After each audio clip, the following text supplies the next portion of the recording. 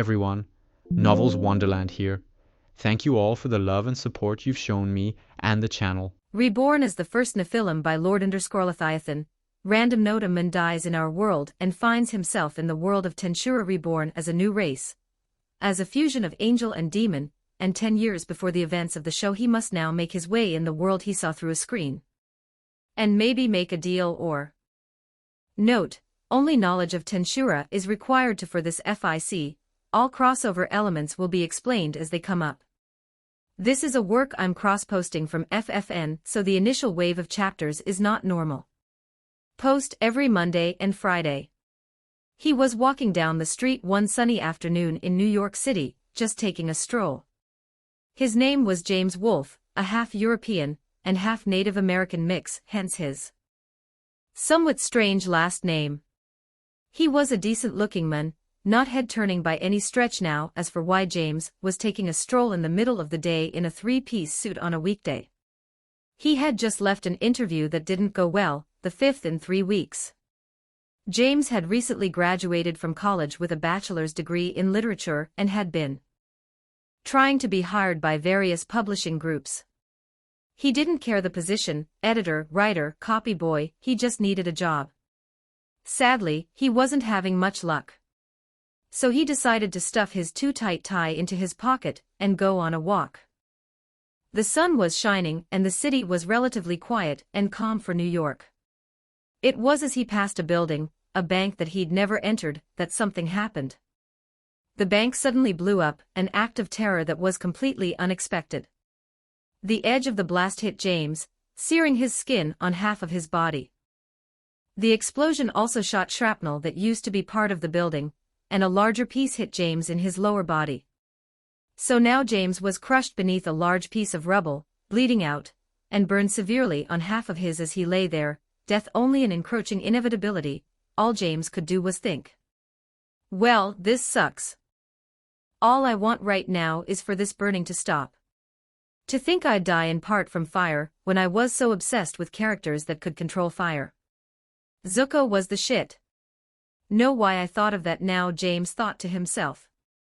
Request confirmed. Acquisition of skills heat resistance and flame attack resistance is successful.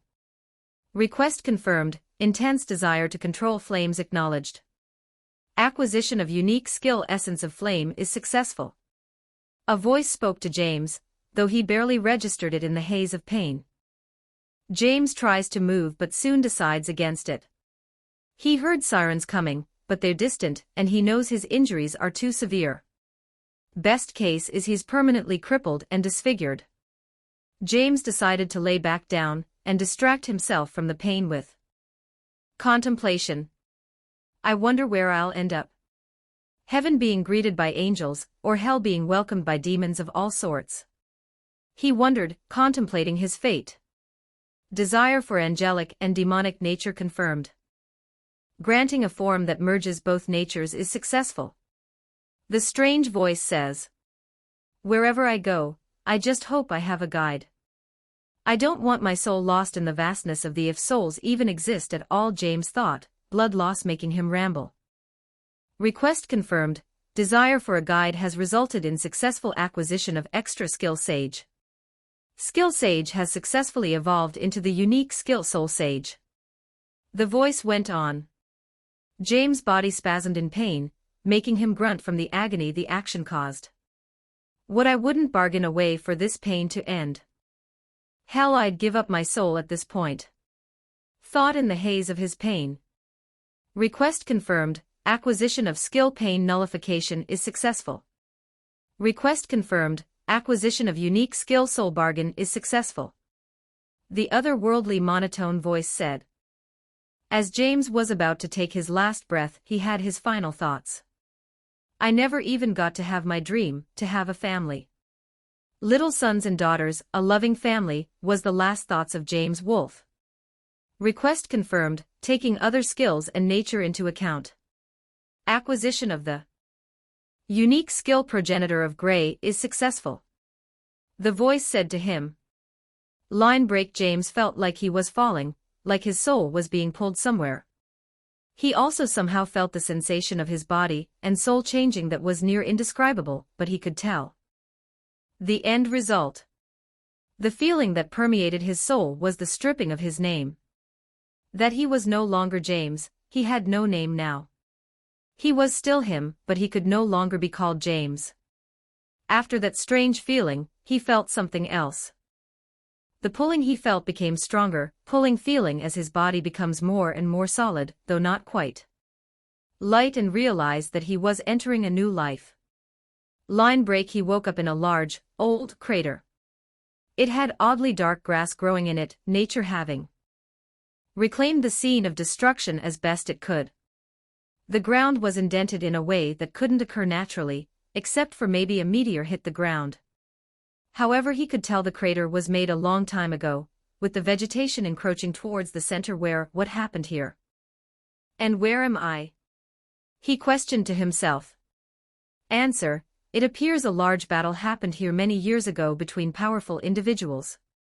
For your second question, from the data gained from your memories and from the base information package that comes with Skill Soul Sage, you are in the world of Tensura as you would know it. A voice spoke that was somewhat similar to the one he faintly remembered hearing as he was dying. Spoke.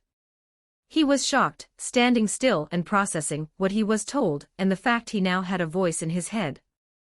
I guess that explains why that voice seemed familiar. After all, it was from one of my favorite anime of all time. Though I am a bit concerned how unconcerned I am, the newly reborn man thought to himself. Answer: during the process of your soul coming to this world, quite some time passed. You had time to grieve and come to terms with things during the process. You are also not feeling any feelings of rejection from your body due to the process. Making sure of that, the voice told him. He put his hand on his chin and started to think. Before he could start to plan, though, Soul Sage spoke again. Alert: due to your body being made of magicules, your connection to the physical world is waning. If you want to stay in the material world, you must find something physical to inhabit, the skill told him. He started to freak out for a moment before quickly collecting himself. He was always good at pushing down his feelings in a crisis, though he usually broke down after. Right now that skill is coming in handy. Sage, do you have any advice? He spoke out loud, now in problem solver mode. Yes, an easy solution is to use the intrinsic skill of your race material creation to make a basic skeleton from carbon. Soul Sage will regulate the magicule expenditure to use as little as possible to accomplish this goal, though it will not be perfect, the sage informed. Good, let's do that then I can start questioning everything, he said. Using some kind of instinct that came with the skill, he raised his arm and held his hand out in front of him. A swirl of magic came into existence from his palm, then converged to a single point. Now a skeleton, white like real bone, lay on the ground in the crater with him. He then used another instinctual action to use the skill possession to possess the massive in the crater. The carbon skeleton merged with its creator, and he now had a true physical body kneeling down on one knee in the crater's center. He took a deep breath for the first time, and at that moment realized he hadn't been breathing since he'd arrived in this. The reincarnator stood up and used material creation to make a full body-length mirror, though it was a bit misshaped and warped. That was when he got the first look at his new body stood around 6 feet tall, and his hair was silver-like white, with a metallic-like sheen that made it look like an eccentric dye job from his old world. It didn't look bad though, added a wiser air to him in a way. His eyes were steel gray, like the hue of a blade, took inspiration from his eyes for its choice of color. His face had sharp, aristocratic features with a slight softness in his cheeks. His complexion was a pale white, like the hot vampires he'd seen back in his home world. It was once he looked below the neck that things stopped being so human. From his back sprouted a pair of wings, white demonic-looking things that resembled a bat somewhat except for the color. He then looked at his hands and saw that his fingers seemed to have ash-gray tinted skin on the tips and gray sharp nails. Your wings are retractable, the sage skill informed him before he could ask. That's good, with a pair of gloves I'll be able to pass as human then. Now, while I make some clothes, I want you to tell me what race and skills I have. The newly reincarnated man said while making some rough cotton clothes, including gloves, to cover his naked form. Your race is the unique race of Nephilim, specifically a lesser Nephilim, the fusion of an angel and demon's magicules. From the information available, and with Soul Sage's sub-skills, your body was created from the magicules released in a battle between a powerful demon and angel that resulted in the crater you awoke in. The magicules must have mixed and coalesced into a singular form, you. A similar process is how monsters are normally born. Soul Sage began as the newly revealed Nephilim made his way out of the crater dressed in his roughly made black cotton clothes and retracting his. As for your skills, you have the intrinsic skills material creation and possession, the intrinsic skills of both angels and demons. You have the resistance skills holy demonic resistance, flame attack resistance, heat resistance, and pain nullification. The sage went on as the Nephilim made his way to the forest he saw past the edge of the crater after he got out of the large deformation. You also possess 4 unique skills. The skill was telling him, but the shock of that statement made him trip and fall on his face. The Nephilim grabbed a nearby tree to balance himself. Having just reached the edge of he took a deep breath before steadying himself. What do you mean by that? He asked the skill, knowing the answer yet both dreading and anticipating it.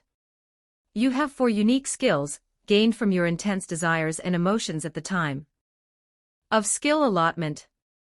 Would you like an explanation of your unique skills? The skill asked of its user. The reborn Nephilim sat down, back against the tree he'd grabbed. He got as comfortable as he could before speaking up. Lay it on me, he said in a tired voice that spoke of the mental exhaustion the recent events had given him. First is the unique skill Soul Sage. From your memories this skill resembles the skill Great Sage with some differences. Soul Sage grants the subskills all of creation, thought acceleration, parallel calculation, analytical appraisal, chant annulment, and the subskill that makes Soul Sage different from Great Sage, spirit investigation. Investigation allows the user to analyze any soul the user has gained or interacts with. This allows for in-depth analysis of skills, magic, arts, and memories of the soul. Memories can only be analyzed from souls directly in the user's possession. Can work in tandem with analytical appraisal. This skill also allows for an assistant to help guide you, following with your request during skill allotment. The skill revealed its capabilities. Well, that's useful. Glad I've got you to help me, he thought to himself while the wind blew through the trees. Next is the unique skill Essence of Flame. This skill grants the ability to create and control fire at incredibly high levels. It also allows the user to make flames that burn what the user desires and makes an effect that correlates to the fuel used for the flame. There are restrictions on the later ability based on the skill's rank and the amount of magicules you have. This skill also grants the ability to control flames you didn't create, magical or otherwise, and has the subskills, flame domination, flame attack resistance, and heat resistance, Soul Sage explained in its monotone voice. Next is the unique skill Soul Bargain. This skill grants the ability to make deals that are tied to the soul of the parties involved in the transaction. It allows for the trading of things otherwise impossible, such as things like lifespan, magical power, and even skills. For each successful deal made and completed, an increase in magicules is granted based on the strength of the other party. This skill has 3 restrictions. 1. The user cannot make a deal for something that they don't have/can't do. 2. The user can't break any deals made. If they attempt to do so, what they agreed to give is forfeit, and goes to the aggrieved party as well as causing the loss of magicules. In turn, this is equally, if not more, true for any party that the user makes a deal with. 3. The skill doesn't work when either party is under mind control or puppeteering to make the deal. Soul Sage informed he couldn't believe that he had such a skill. This was a game changer by itself. And he had one more unique skill to go. Damn, this is starting to give me ideas for what to do going forward, he thought with a smile.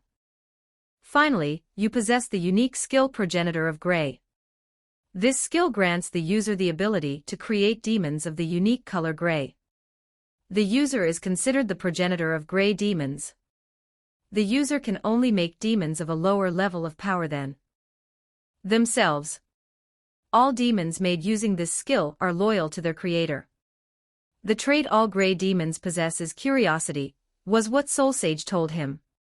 At this point he wasn't even shocked anymore, he was just rolling with the punches. Good skill, for when he has more power. For now though he decided to hold off on using that skill, and his fire skill unless he had to. My main advantage is my soul bargain skill, that will let me get established, he thought as he sat up from his DIY chair. The reborn man walked through the forest for some time, contemplating what he should do in this new life of his. He was also making a list of things he needed to do, like find out where he was, and if Rimuru had arrived yet. After about an hour of walking he came across a dirt path that was well worn with use. Deciding to pick a random direction and follow the road he went towards what he believed to be east, and walked down the path. It was only a short while later that he came across where the path led, a small village of wooden houses. The whole place only had about 9 buildings and a well, nothing really in the way of infrastructure. A woman who was filling some buckets at the well spotted him, and he waved back and approached the woman, picking up one of her buckets to aid her. "Hello there, stranger, I haven't seen you around here before," the village woman said as she finished filling her other bucket and started to take it to her home. He followed her, bucket in one hand. "I'm a little lost to be honest. Some bandits accosted me and I ran into the woods to lose sadly. I didn't remember what way I ran from," he told her, looking bashful at the blunder he made up on the spot. She nodded at him and opened the door to her domicile. Inside she led him to a small kitchen/dining room hybrid, and set the buckets on a nearby wooden counter. She whipped her hands on her apron and turned to face him. "Well, that's just awful. My husband got ran off by bandits once after a hunt, so I understand. If there's anything you need let me know, my husband can lead you more towards where you want to go in the morning. Won't you, Dale?" She spoke to him in an understanding voice that changed once she shouted for her husband. A man walked from further inside the house into the room. He was brown-haired and of average height, toned from his work hunting in the woods. "What am I doing now, dear?" he asked, yawning as if just woke up. As Dale's wife explained the situation, he looked at the silver-haired man in his home. Being caught up on the situation, he spoke to the guest. "Dang bandits. I understand your trouble there, friend. I can lead you more towards the main roads in the morning. What's your name, by the way?" Dale asked him while giving him an understanding nod. The reincarnator thought for a moment before responding. "I'm Lucian Silver, nice to meet you. How about in exchange for you leading me in the morning I help around here till then?" Lucian told him and held his hand out to the man. Dale shook his hand with a smile at that. "It's a deal then," the hunter said with a laugh. It was then that Lucian felt a small increase in power, making his own smile all the wider. The next day Dale showed Lucian the way to the main road. He waved the friendly hunter goodbye and walked along the path, his plan more set in motion. Lucian decided that he would travel for now, making deals where he could and spreading his chosen name. He hoped that the masses could give him a name by doing this, though he knew that was likely to take time. It was like this he spent the next few months traveling from place to place. He offered his services as a laborer in one town chopping wood, in another to aid in a hunt of a troublesome wolf, and in another he collected herbs from the nearby forest. Each deal he made resulted in him becoming just that bit stronger, and now 2 months after being reborn he encountered something that reminded him of the ugliness of this world. Lucian was in another small village aiding an old woman in writing a letter to her son.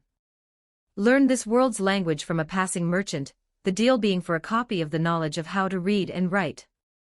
Of course the merchant misunderstood and gave him a book to start learning, most likely thinking him a fool. It didn't matter though, Lucian could now read and write, and got a free book out of it. It was as he was finishing writing the letter that he heard the commotion. He left the old woman's house, telling her to stay inside while he checked out what was happening. Once he exited the house he saw what was the cause of all the noise. Squad of armored soldiers was trying to take a young girl from her father, and neither she nor her father were making it easy. No, leave my daughter alone. The father yelled as his little girl screamed for her papa. To help her. You know we can't do that. I heard from one of my men that your daughter has a skill, and as such she is now property of the army. A weaselly voice came from a man that seemed to be, and he had slight filigree on his armor, likely denoting rank. He was somewhat overweight and one could practically feel his superiority. The little girl let out a bright flash of light in distress, blinding the men holding her. Lucian barely had to think what to do in this situation. The reborn Nephilim moved using his greater speed that his race had granted him. Snatched the girl from the blinded men's clutches and gave her to her father. Get inside, this is about to get a little too graphic for the little one, the silver-haired man said, the father nodding while running inside. The armored men got over their shock of losing the girl and his sudden appearance, surrounding him in quick order. A half-circle of men surrounded him, taking their swords out of their sheaths as their commander stood behind them. That was an incredibly stupid thing to do, young man. That girl's skill is too valuable to waste in this backwater. Now get out of the way, or else, the leader of the men said in an annoyed tone of voice. Lucian smirked at that and raised his hand out in front of him. I think I'll choose else, he said, and released a wave of hot flames using his unique skill. The armored men were bathed in fire, screaming for a few seconds before falling silent. Only thing left were melted steel tombs holding the remains of the men, and the smell of burned flesh. With a wave of his hand Lucian cancelled out the flames, revealing the morbid the leader of the now dead men was still alive, cowering on the ground with part of his face singed. Lucian walked up to him and squatted next to the prone form of the man. Please, mercy. I beg of your mercy. The man said, no longer sounding so high, and that was a quick turnaround. He wasn't even all that burned, the reborn man thought to himself, remembering the severe burns he had gotten on the day of his death. And why should I let you leave here alive? Lucian asked in a blasé tone of voice, as if he couldn't care either way. That was when the man began to bargain. Money, I can pay you. Whatever you want, it's yours if you let me go. The pompous man said in desperation. Lucian smiled at that, a grin one could only describe as devilish. In that case, I want everything that's yours. Agree to give me all you possess, and I'll let you leave this village alive. Once you do, I'll come to collect. Do we have a deal? He asked the man, hiding his glee as best he could. The man accepted and quickly got up to his feet. The man didn't intend to make honest on the deal, of course. Instead he planned to head back to his house and contract some adventures to protect him. He'd made a good sum extorting people with his position as a military captain stationed at the nearby city. He wasn't going to give up anything when that silver-haired bastard came to collect. Those were the fleeing man's thoughts as he fled the village. Once he passed the border of the village, however, they became his final thoughts. His soul, his body, his money, everything that was his was now Lucian's. That was the deal after all, even if the man didn't know it. Extra skill spatial storage has been acquired due to a deal made with unique skill soul bargain. All other gains from the bargain are stored inside the extra skill spatial storage, or are being processed by Soul Sage before being integrated for the user, his handy aide told him, making him smile in true glee. That's a good find, and the first skill I've gained since coming here. I couldn't have made such a deal with a better asshole, Lucian said aloud, before turning back to the house the father-daughter pair had entered. The man had dropped dead due to his skill, most importantly because of the wording and intent he had when making it. Lucian intended to take everything from the man, his soul, skills, and money, all of it. So when the man agreed, it didn't matter what he thought Lucian was asking for. All that mattered to his skill was the agreement to terms. It was in fact because of his skill being so concerned with terms that the captain hadn't died immediately. The deal stated he could leave the village alive after all. Once he left though, his life was forfeit just like he'd unknowingly agreed to. Lucian knocked on the door of the house, and the father opened the door slightly, relaxing once he saw who it was. The father invited him in, grimacing at the burned bodies. led him to a dining table with 3 chairs placed around it, one being occupied by the man's. The 2 men sat down and stayed quiet for a moment. "Thank you, sir, for saving my daughter. My name is Mark and this is my little girl, Alicia." "Can't thank you enough," Mark said to him, thanking him profusely. Lucian sat back in his chair and gave the man a smile. "It's no trouble, I couldn't let something like that happen. My name's Lucian Silver and it's nice to meet you, Mark. If you wouldn't mind though, could you tell me what that was all?" he asked with an at-ease air to him. The father and daughter looked at each other before nodding. Mark then began to tell him what had happened. "My daughter found an injured soldier out near the woods when she went to play. Bad for the man, and so decided to show him kindness. She healed him with her skill. That apparently he told his captain, and that led to them coming here for a forceful requirement," he told Lucian with a drained look on his face. Lucian nodded, understanding more now what happened. In a few villages he'd passed through he'd heard about some people who were born with skills. Humans didn't have skills. Usually, coming about from intense training and actions of great skill. There was an exception though, when one of their parents had an abundant amount of magicules. This only happened when a parent was a high-ranking adventurer or an otherworlder. This sometimes leads to a human child being born with a large amount of magicules that get turned into a skill, so the child doesn't die from them. This led to some of these individuals being taken by slavers or local governments to be sold off or used by the nation who took them. A human with a skill was valuable after all, not as much as a summoned otherworlder but still useful. It was a terrible fate in most cases. The lock spell was used often in such situations. What was sometimes done with women taken was worse, so he could understand the sheer fear that Mark had been in. "I take it her mother was an adventure," Lucian said in response to the man. Mark nodded and chuckled self-deprecatingly. "Yeah, she was the fighter out of us, I'm just a humble woodworker. Now I'll have to move us somewhere new in case that man tells anyone else," he said with a sad voice as his daughter hopped down from her seat and hugged him. "You know this is likely to happen again. Hiding a skill like hers isn't going to be easy," the silver-haired man said without judgment in his voice. Mark stood up at that, causing his chair to fall over and his daughter to hug him tighter. "Then what am I supposed to do?" he yelled in his frustration at the fate that seemed inescapable for his daughter. Lucian looked at him and Alicia for a moment as Mark collected himself. "I might regret this," he thought to himself with a sigh. "I could take it off your hands if Alicia wants," he offered to stunned looks from the 2. After that Lucian explained Soul Bargain to them in basic terms, and how it could help. Was still stunned silent at the information when his daughter walked up to Lucian. "What do you need me to do so you can take this curse away?" she asked in a small voice as she looked at him with hope. He smiled before responding to her.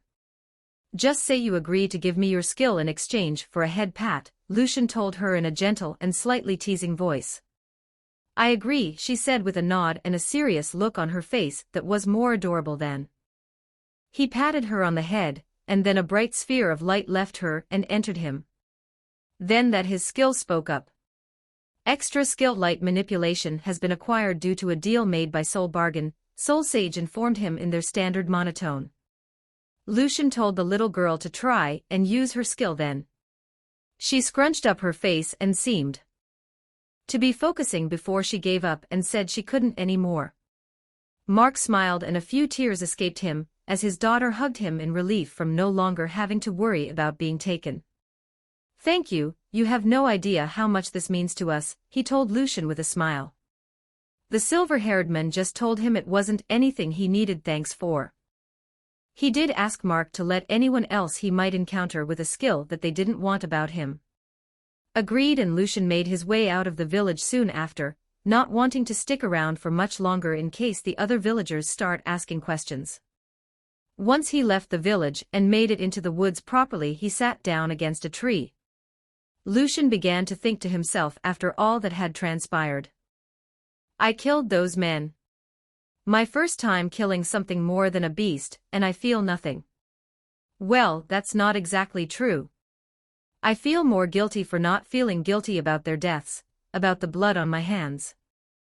It was easy to decide that they didn't deserve to live.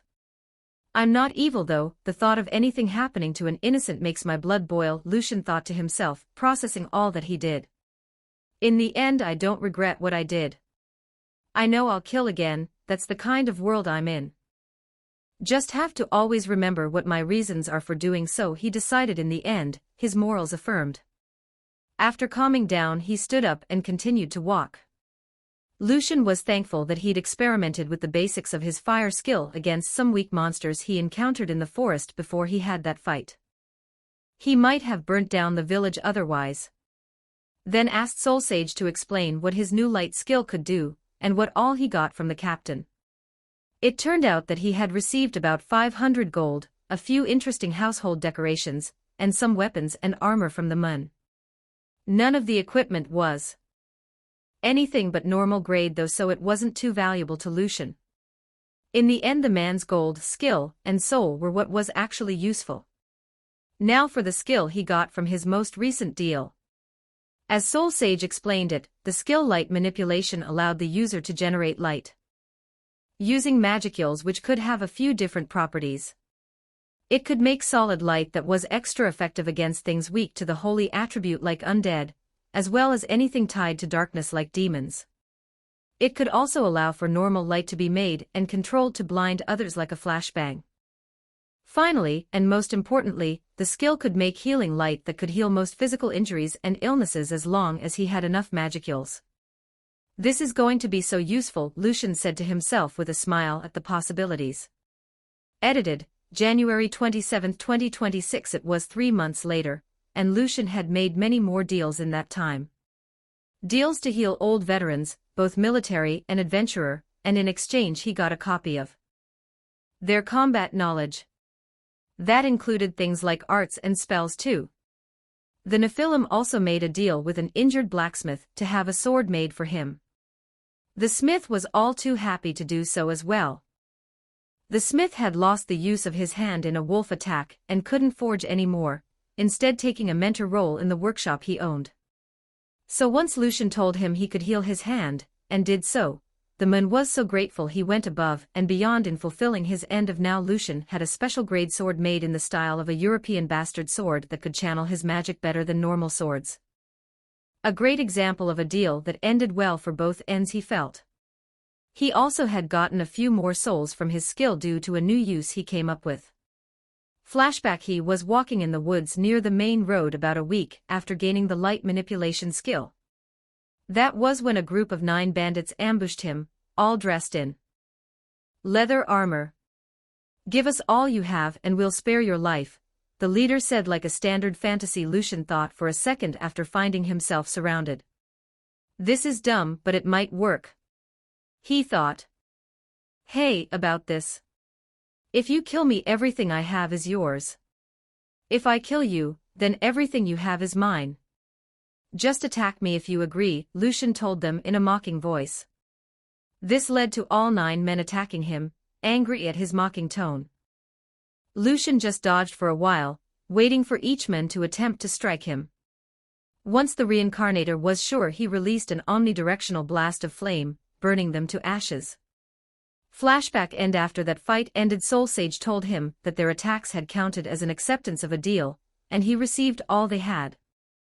Lucian proceeded to do this with each fight he encountered that was to the death, bandits and monsters really.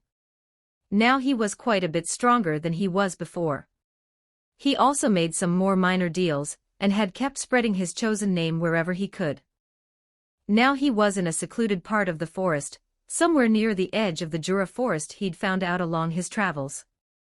Lucian had decided to take a few weeks to train using his new knowledge and several ideas he had. First, he used his intrinsic skill material creation to make a wooden sword that was in the shape of his new blade. Lucian then got into a stance that his gained knowledge told him was a starting stance. The Nephilim then went through each of the sword stances he now knew one by one, over and over again. After 2 hours he had done each of his forms over 200 times due to his body's speed. While doing his forms, Lucian prioritized control over strength, trying to have as perfect a control of his movements as he could. After he did all that, he began to go through martial art moves he remembered from his past life, his enhanced memory aiding him in doing so. Throughout both of these training exercises, he had Soul Sage inform him whenever a correction was needed. Once he spent 2 hours going through his hand-to-hand combat katas, he switched back to swinging his wooden sword. Eventually he had completed 12 hours of physical exercise and finally stopped. However, Lucian didn't stop to rest, and sat down in a lotus position to begin meditating. From what I remember from the series, and what information I've gained from my deals, magic in this world is reliant on will and image. I need to envision what I want to happen exactly, and then use my will to make it happen. However, there are other kinds of magic, like elemental magic, that require more, Lucian thought to himself as he began to focus on feeling his surroundings.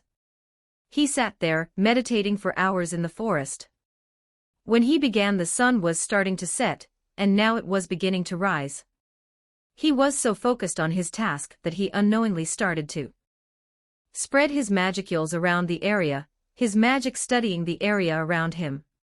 After some time, he was shocked out of his state of meditation by the sound of his internal companion. Due to extreme focus and attempting to commune with nature, Soul Sage has analyzed enough to form the spell Elemental Summoning. Attention, a medium elemental of fire has sensed your connection to its element and wishes to form a contract, Soul Sage informed him to Lucian's astonishment. I guess my essence of flame skill drew its attention. Alright, Soul Sage, use elemental summoning to summon them, the Nephilim told his skill with a smirk. With a flash, a red magic circle with intricate designs appeared on the forest floor. Circle glowed brightly for a moment, and when the light died down, the medium elemental stood before him. It stood at 4 feet tall and stood on its 2 clawed feet, its body reminiscent of a bird of prey. Its body was made of flames in the form of feathers, all tinged red and orange. Its golden beak and hot blue eyes were the only part of its body that burned a different color. The phoenix-looking bird looked at Lucian and released a caw that sounded more like the roar of a bonfire. Strangely, despite it not speaking in any known language, Lucian understood what the elemental was trying to convey. It liked him and wished to make a pact of some kind. Thought for a moment before conversing with Soul Sage. Soul Sage, do I have enough magicules to name this elemental? He asked, his all-knowing processing request confirmed. You possess enough magicules to name the medium elemental before you if you okay the conversion of 2 of your gathered 15 souls into raw magicules, the skill informed him in their natural tone of voice. Lucian was surprised at the news. I thought those souls automatically did that once in my possession. What gives? He asked in bewilderment. No, souls gained through the skill soul bargain remain as intact souls except the removal of the heart core.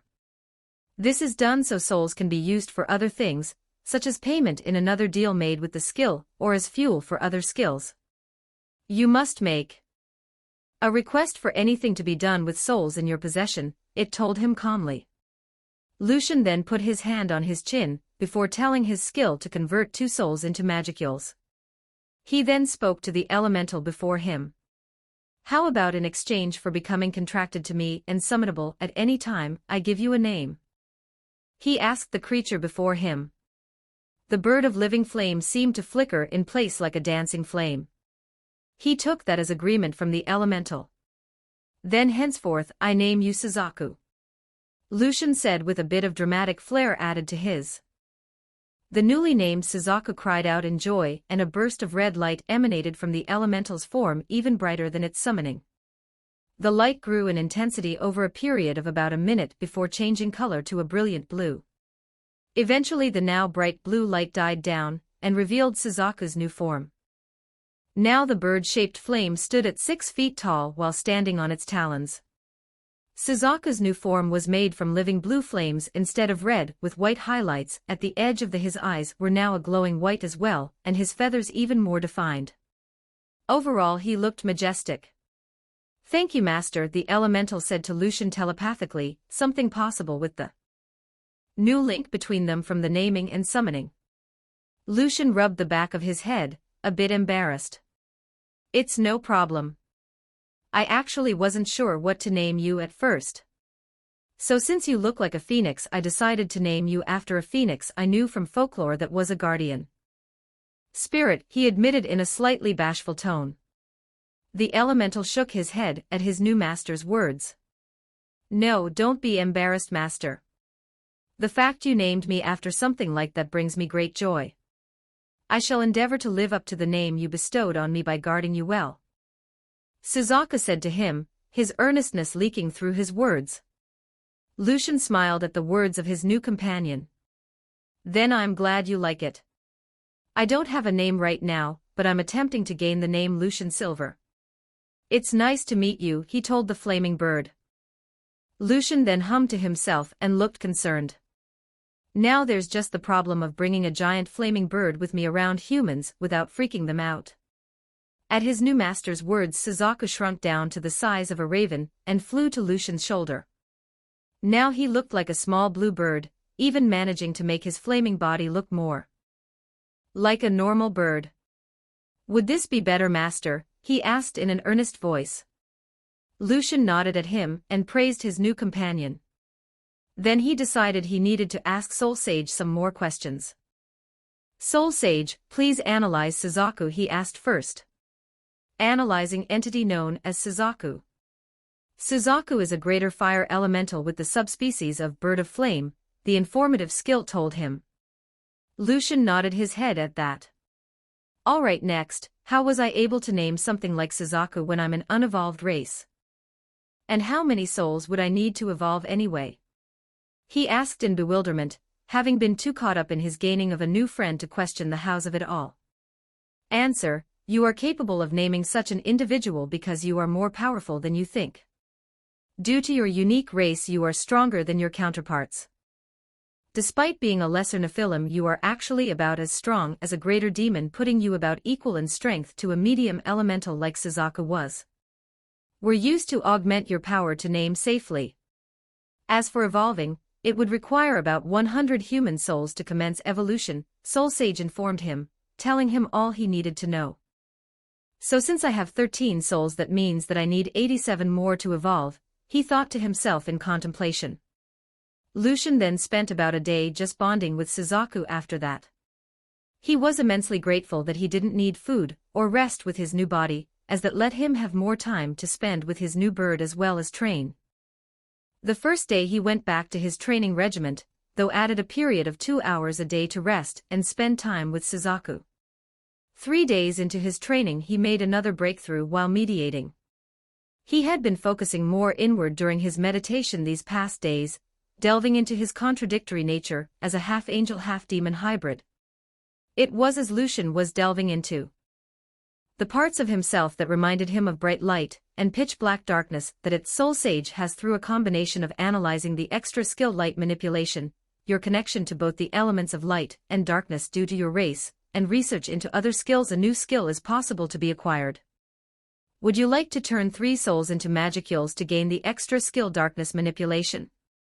His helpful skill asked him, awakening him from his trance once again. Lucian was intrigued and decided to agree. Sure, sacrifice them, Soul Sage, and then tell me what it can do, he told his skill. Beginning process of turning the allotted souls into magicules. Successful. Extra skill darkness manipulation. Successful. Extra skill darkness manipulation allows the user to generate and manipulate darkness and shadows. This includes making them tangible and shaping them. Attacks made with tangible darkness are extremely effective against light-aligned beings like angels. This skill can also be used to inflict a curse on others that degrades their health, Soul Sage informed him on what the skill can do. Lucian laughed at that, making Suzaku look at him oddly. Haha, that's perfect. Now I really am a being of light and darkness. He continued to laugh for a while before explaining to Suzaku what happened. Lucian spent the next few days training in using his skills and perfecting his swordsmanship. After each day he used a heavier and heavier sword made using material creation. At the end, he was using a blade that was 3 times heavier than his actual sword, and he was improving more and more. He even started the process of making some arts of his own using his skills. After spending those days training, he decided to leave the now thoroughly destroyed part of the forest he'd been in. As Lucian made his way back to the main road, he had no idea he'd be meeting another companion soon, one far more different than he ever thought he'd have. Edited, January 27, 2026. Lucian had made his way to the outskirts of a village, or at least that's what the merchant he passed told him. The village was pretty remote, not getting many visitors due to increased monster attacks. It made sense though that it happened to this village though. It was just inside the territory of the Jura forest after all. He entered a small clearing when it happened. A young man had seen him enter the clearing. The young man, it seemed, practicing swordsmanship in the woods with a stick before Lucian had arrived. It seemed that the stories of Lucian's actions had reached the village somehow, as the teen seemed to recognize him. "Are you the healer they call Lucian?" he asked him with a voice full of hope. "Yes, I am," Lucian said with a nod of his head, unprepared for the teen to come right up to him in an instant. "Please," the teen bowed while saying, "Heal Gramps." That led him to now healing an old man in this small village. Along the way, the teen introduced himself as Blake and told him more about the situation. The man he was healing was simply known as Gramps, and he was the elder of this village. Gramps had raised many of the children of the village, taking care of them while their parents worked or fended off the local monster population. The man was especially important to Blake as Gramps had completely raised him after his parents died during an attack. Now he was sick after an insect got through the warriors and couldn't even get out of bed now. Now Lucian was healing him from the poison that seemed to have been in the attack. Luckily, the old man was the only one with such severe injuries. He summoned the light from his skill and bathed the man in the healing light. Soon Gramps seemed to almost age backwards, wrinkles vanishing, color returning to his face, even some of his hair grew back on his bald head. Once Lucian was done and had Soul Sage double-check that the patient was fine, he left the small home that served as the elder's residence. Once he walked out, Blake ambushed him again. "Is Gramps going to be okay?" the passionate teen asked him. Lucian had to physically push the teen back, though the smile on his face showed his lack of annoyance. "Your Gramps is going to be just fine, after a bit of rest. He has a few good years left in him now," Lucian told him, and started to walk through the small village, Blake following him almost like a puppy.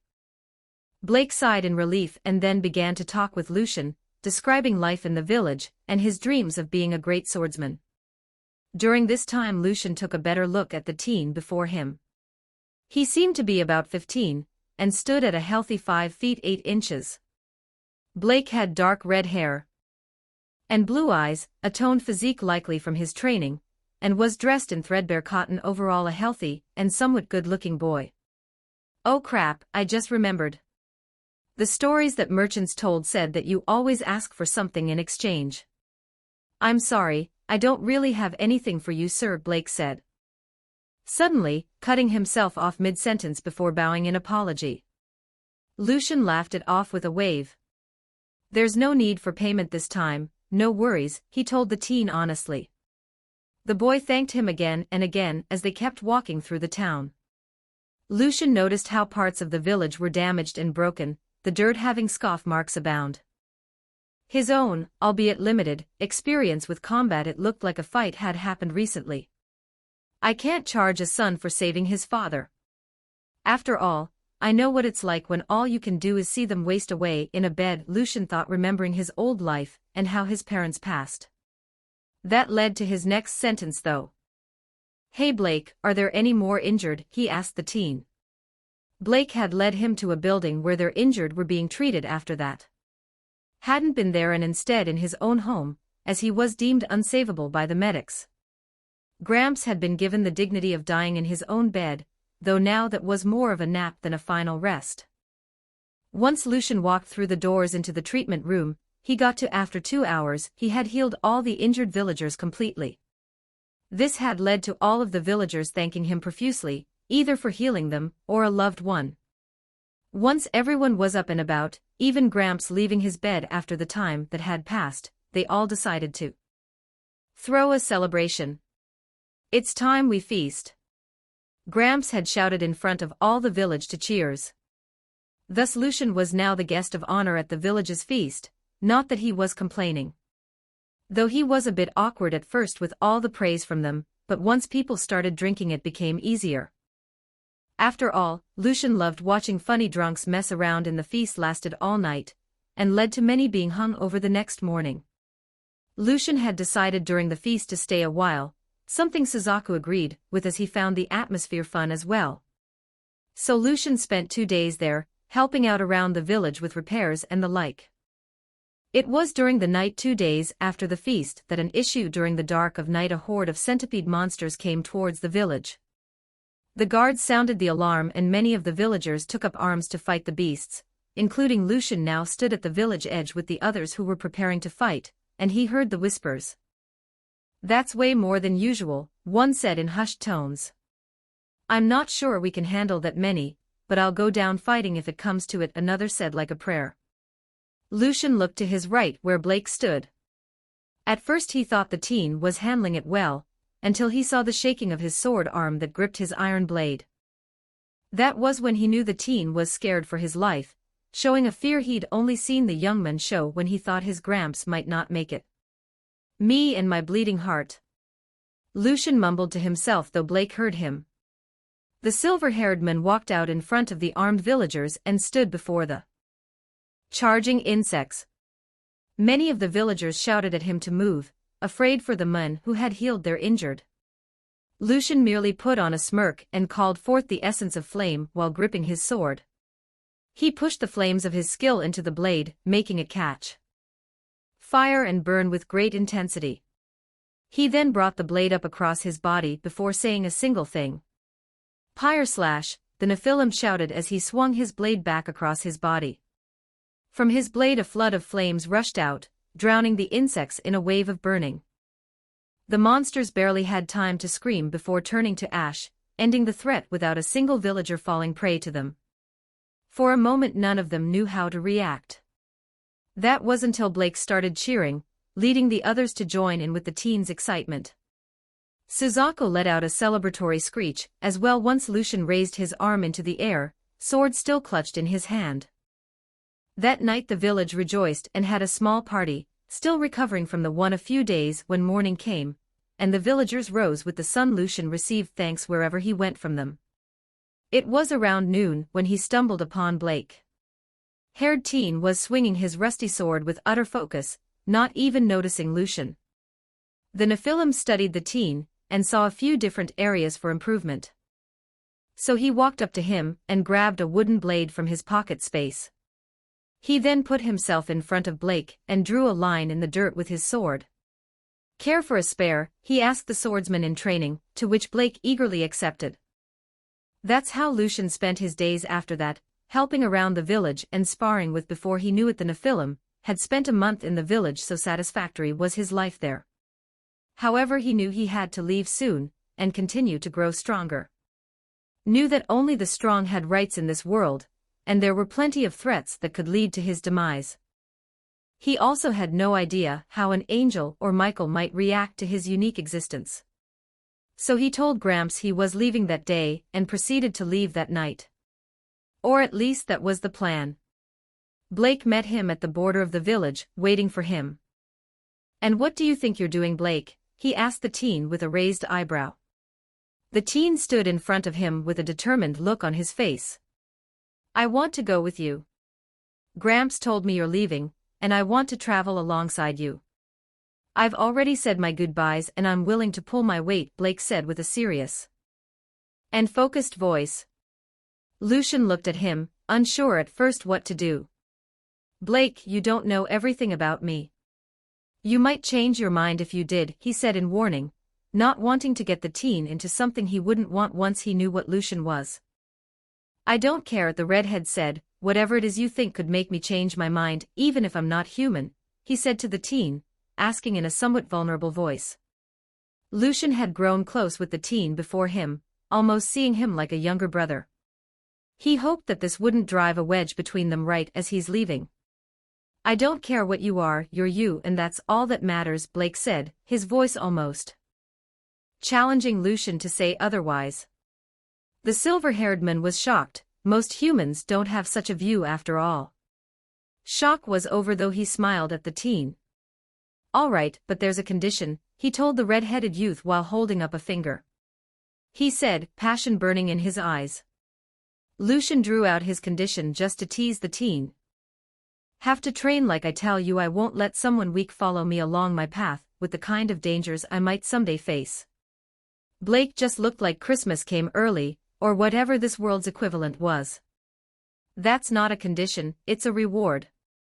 The teen said in joy as he jumped up from how energized he was. Lucian smiled at his new student, and began to walk out of the village once more. With a human tag along. By the way, since you're not human, what are you? Blake asked as they walked along. Oh, I'm a Nephilim, Lucian said in a carefree tone. Ah, that makes sense. Wait. What the heck is a Nephilim? Blake said, bewildered, and made a face of confusion that made Lucian laugh. It was a week later, and Lucian was training his new tag-along. Blake had chosen the path of a swordsman, apparently according to the elder of the village. His father had been a swordsman before perishing in battle. So the red-headed teen had decided to follow in his departed father's footsteps as best he could, and try to master the blade. So Lucian had decided to put the teen through his paces by having him use a heavy blade made using material creation to practice. Thus leading to Blake swinging his heavy 20-pound blade over and over in the small clearing they were in. Originally the blade had been only 5 pounds, but the teen responded to the training incredibly well. In fact, Lucian was starting to think Blake was responding a bit too well.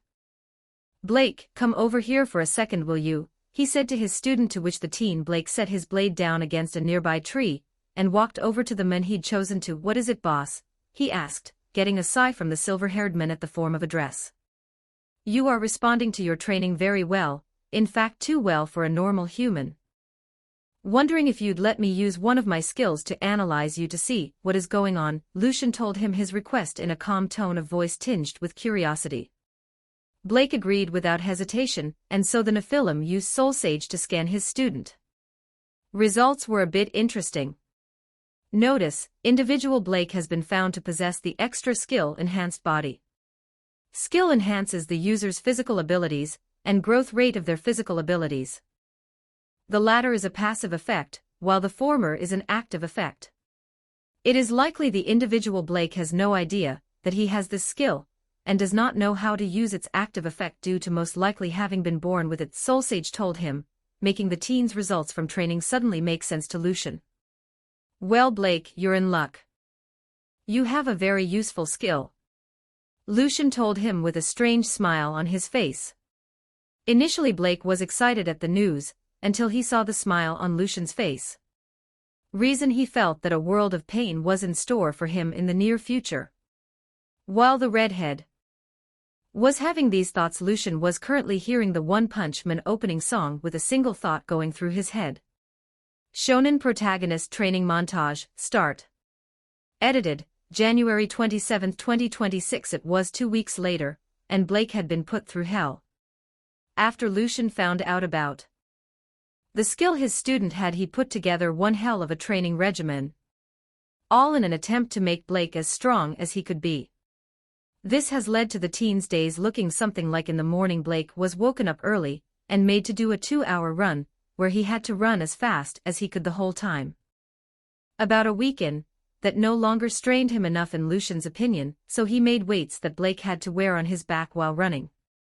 The morning run, the redhead had to swing his practice sword for an hour, the blade becoming heavier and heavier as the days passed. A break for breakfast that lasted about half an hour then followed, prepared by Lucian using ingredients stored in spatial storage. Lucian was used to cooking for himself late at night in some of the homes he'd lived in, so his cooking was more than palatable to the growing teen. Once finished with breakfast, they started walking towards their destination, somewhere Blake hadn't been able to get out of his silver-haired teacher yet. After a few hours of travel they stopped for lunch and Lucian started the teens' training back up again. First was a weighted calisthenics routine followed by mediation. Once the sun began to set, Lucian had the teen spare with him, pushing the young man to his limits as much as he dared. The only reason Blake wasn't too upset with this harsh training that now required him to do his exercises with over 200 pounds added was that Lucian was training alongside. Lucian didn't do the exact same training as Blake, exchanging the running in the morning for magic practice, and the weight training for mastering all the arts he now knew along with trying to make his own. Blake also knew that his teacher was training even in the dead of night due to not requiring sleep. As far as he knew, the Nephilim was training in the use of his skills during that time. All that, combined with his skill, had led to Blake now sporting a taller and leaner physique. He had abs for crying out loud. Blake could hardly recognize himself sometimes when he looked at his reflection in the occasional stream. He was now 5'10", and his body was more defined than he had ever expected. The teen also felt far stronger than he did. Not that for fun. One day the redhead punched a boulder he found in the forest a little ways away from their campsite that night.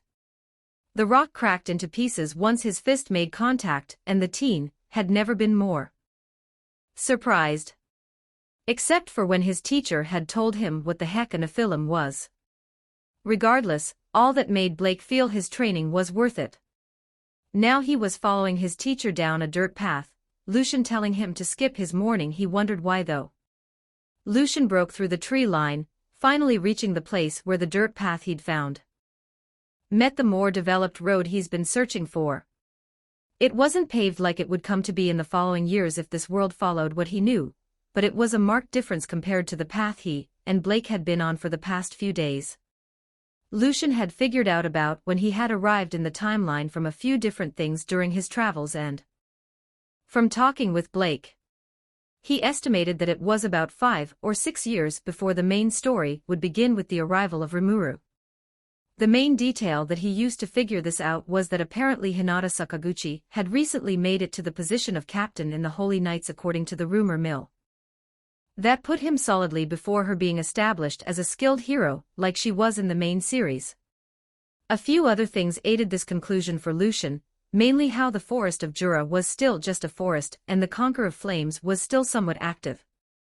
Merchants he'd made passing deals with had been more than willing to trade for information, aiding greatly in the gathering of this information. That all led to now, the place he'd been thinking of going to before coming across Blake and his village, the Kingdom of Blumend. Specifically the only city of Blumend known as Londo. Lucian had decided to try and register as an adventurer in the city's guild, and once Blake had joined him, the Nephilim had decided to train him up to snuff to become one as well. The training hell he'd put him through. I think I shall tell you my plans now, Blake. Lucian began and explained his thoughts to the young man. Blake was excited at the prospect of becoming an adventurer, suddenly even more glad for the harsh training. The duo then kept walking for a few more hours until they came across the walls of Londo. They spotted the line for entrance and entered it to enter themselves. Moved pretty quickly thankfully, and they soon were in front of the gate guards.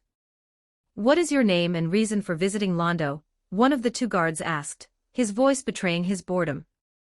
Lucian looked the guard in the eye before responding in a casual manner. I'm Lucian Silver and this is my companion Blake. We're here to register with the Free Guild, he told the guard with a small friendly smile on his face. The two guards scrutinized the duo for a bit before giving them leave to pass into the city.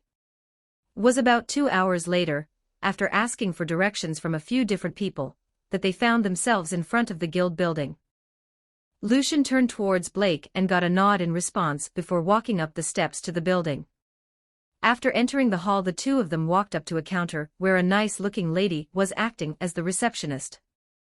Luckily, they had come in at a slow time, so there was no line to hello. Lucian started speaking to the receptionist. Me and my friend here would like to take the exam to become adventurers.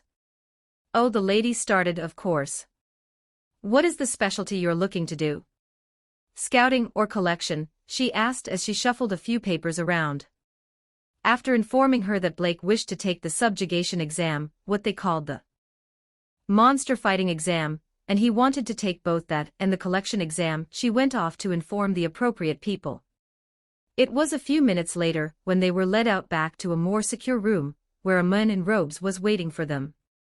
"Hello, I am your proctor for this exam. I am a summoner and I shall summon a monster that you must defeat in order to become adventurers. If you pass and wish to see if you qualify for a higher rank, then I will summon another monster of increased power for you to fight. You understand all that I have told you?" The robed proctor told them, his voice somewhat blank in the way a bored office worker is. Lucian nodded to the proctor and pushed Blake forward, clearly indicating for him to go first. Blake sighed at his teacher's action but moved forward to take the exam all the same. Closer to the robbed summoner, the proctor set up a barrier that had Blake inside. He then proceeded to summon a large dog-looking monster known as a hound dog.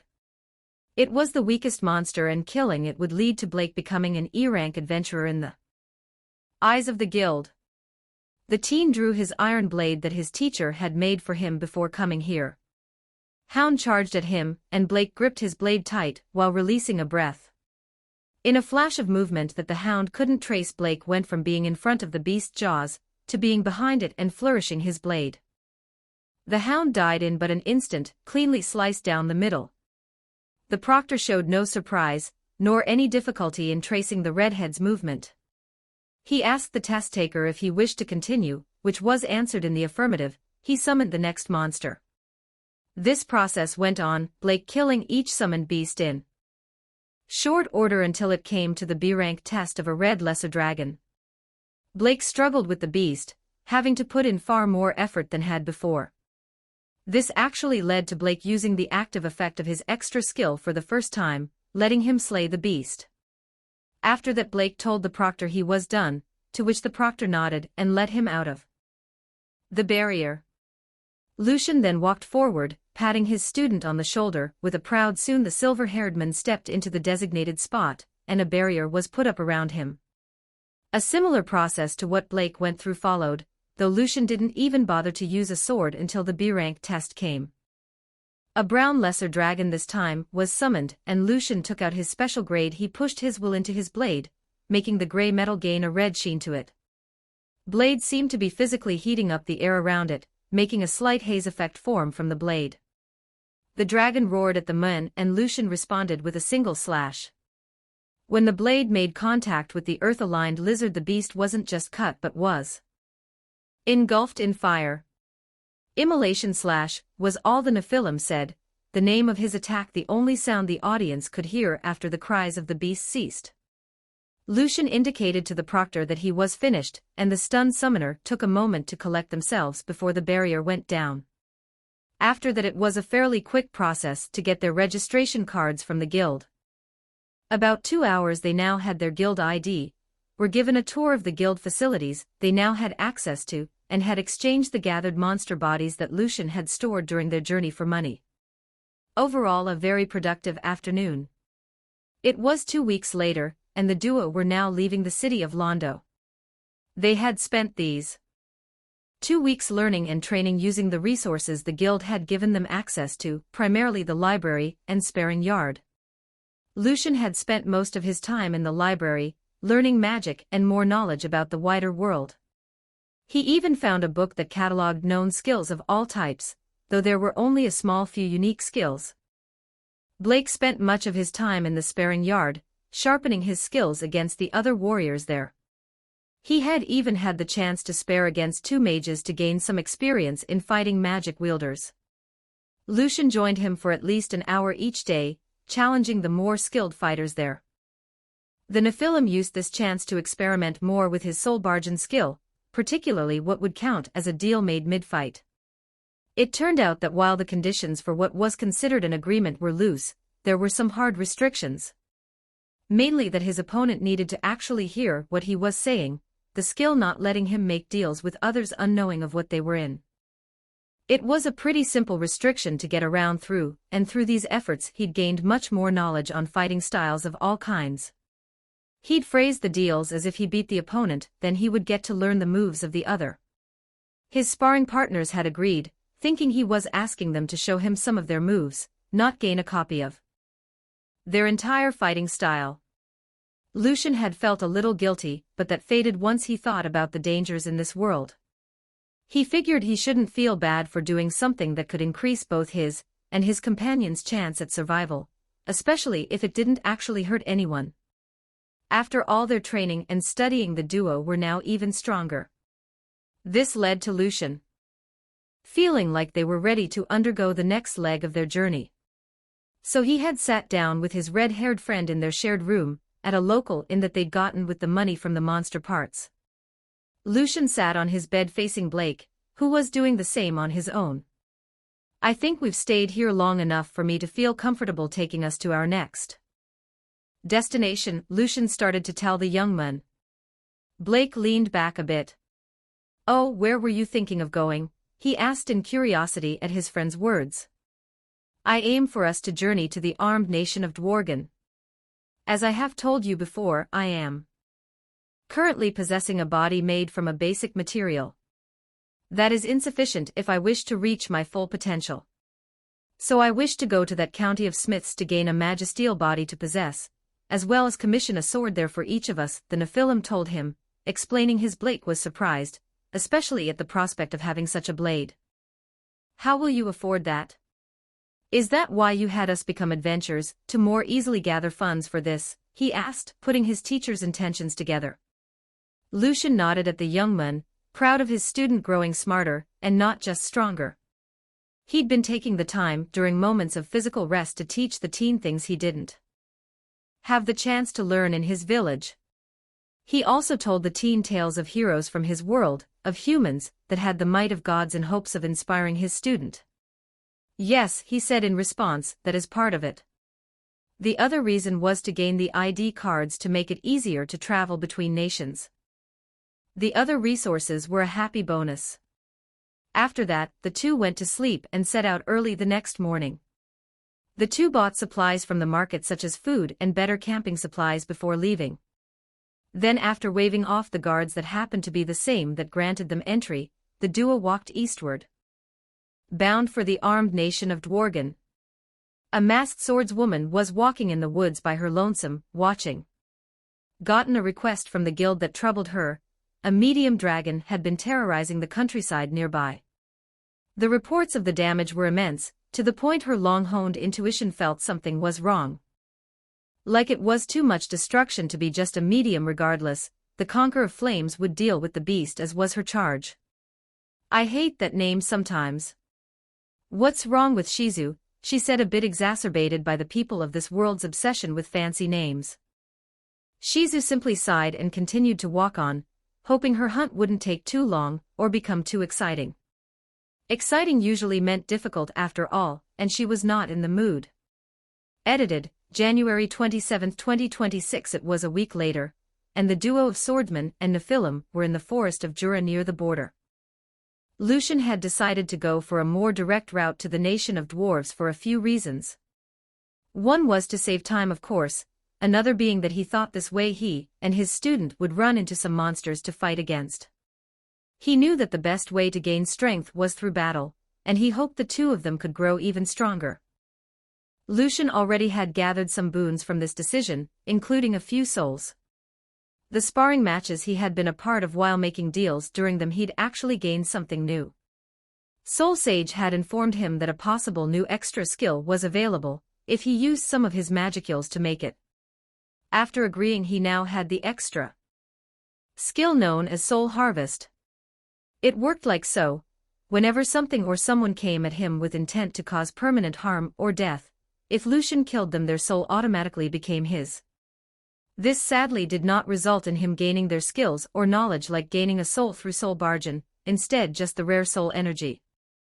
It did aid in his progress towards evolution though. During this past week, the traveling duo had run into a pack of bandits numbering around. Lucian had killed 10 of them, while Blake killed the rest. The Nephilim had been a bit surprised when Blake handled his first kills so well. That was until Blake had told him that his first kill had been some 2 years ago when a group of men tried to raid the village. Plus all the monsters he'd killed before helped him adjust far more easily than others, especially with how some of them looked like humans sometimes. They had also encountered a few monsters as well. mainly the occasional dire wolf or overly combative goblin. Lucian had let Suzaku out to deal with them, wanting his elemental friend to get some training in. He had been letting the fire elemental stay in a kind of summon space for the most part. Suzaku preferred it that way, not wanting to accidentally set anything on fire he wasn't supposed to. Which had happened a lot. Blake was used to seeing the flaming bird, having met him back at the village while training with his to-be teacher.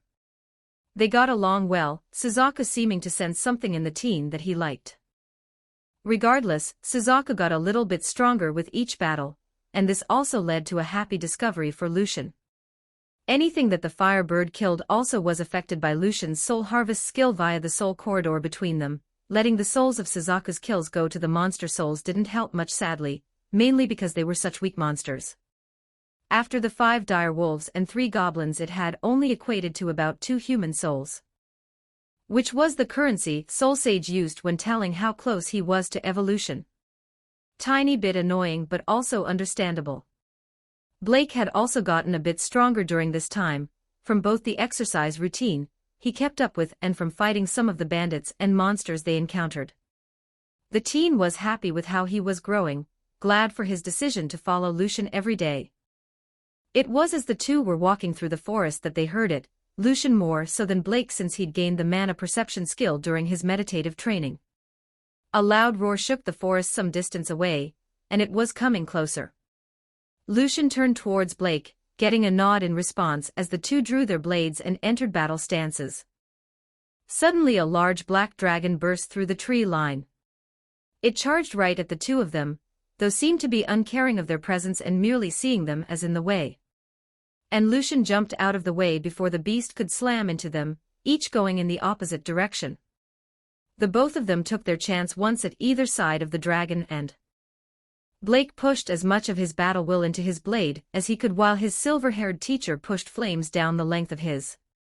Both blades merely made a screeching sound as they slid against the dragon's scales, not a scratch on the beast. The dragon spun around, now angered at their actions and trying a swipe attack with its tail. Lucian was hit in the stomach while Blake was buffeted back by the wind's pressure.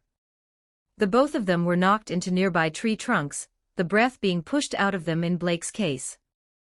They slowly tried to stand up and collect themselves as the dragon turned to Lucian's struggling form. Soul Sage, what the hell is this thing?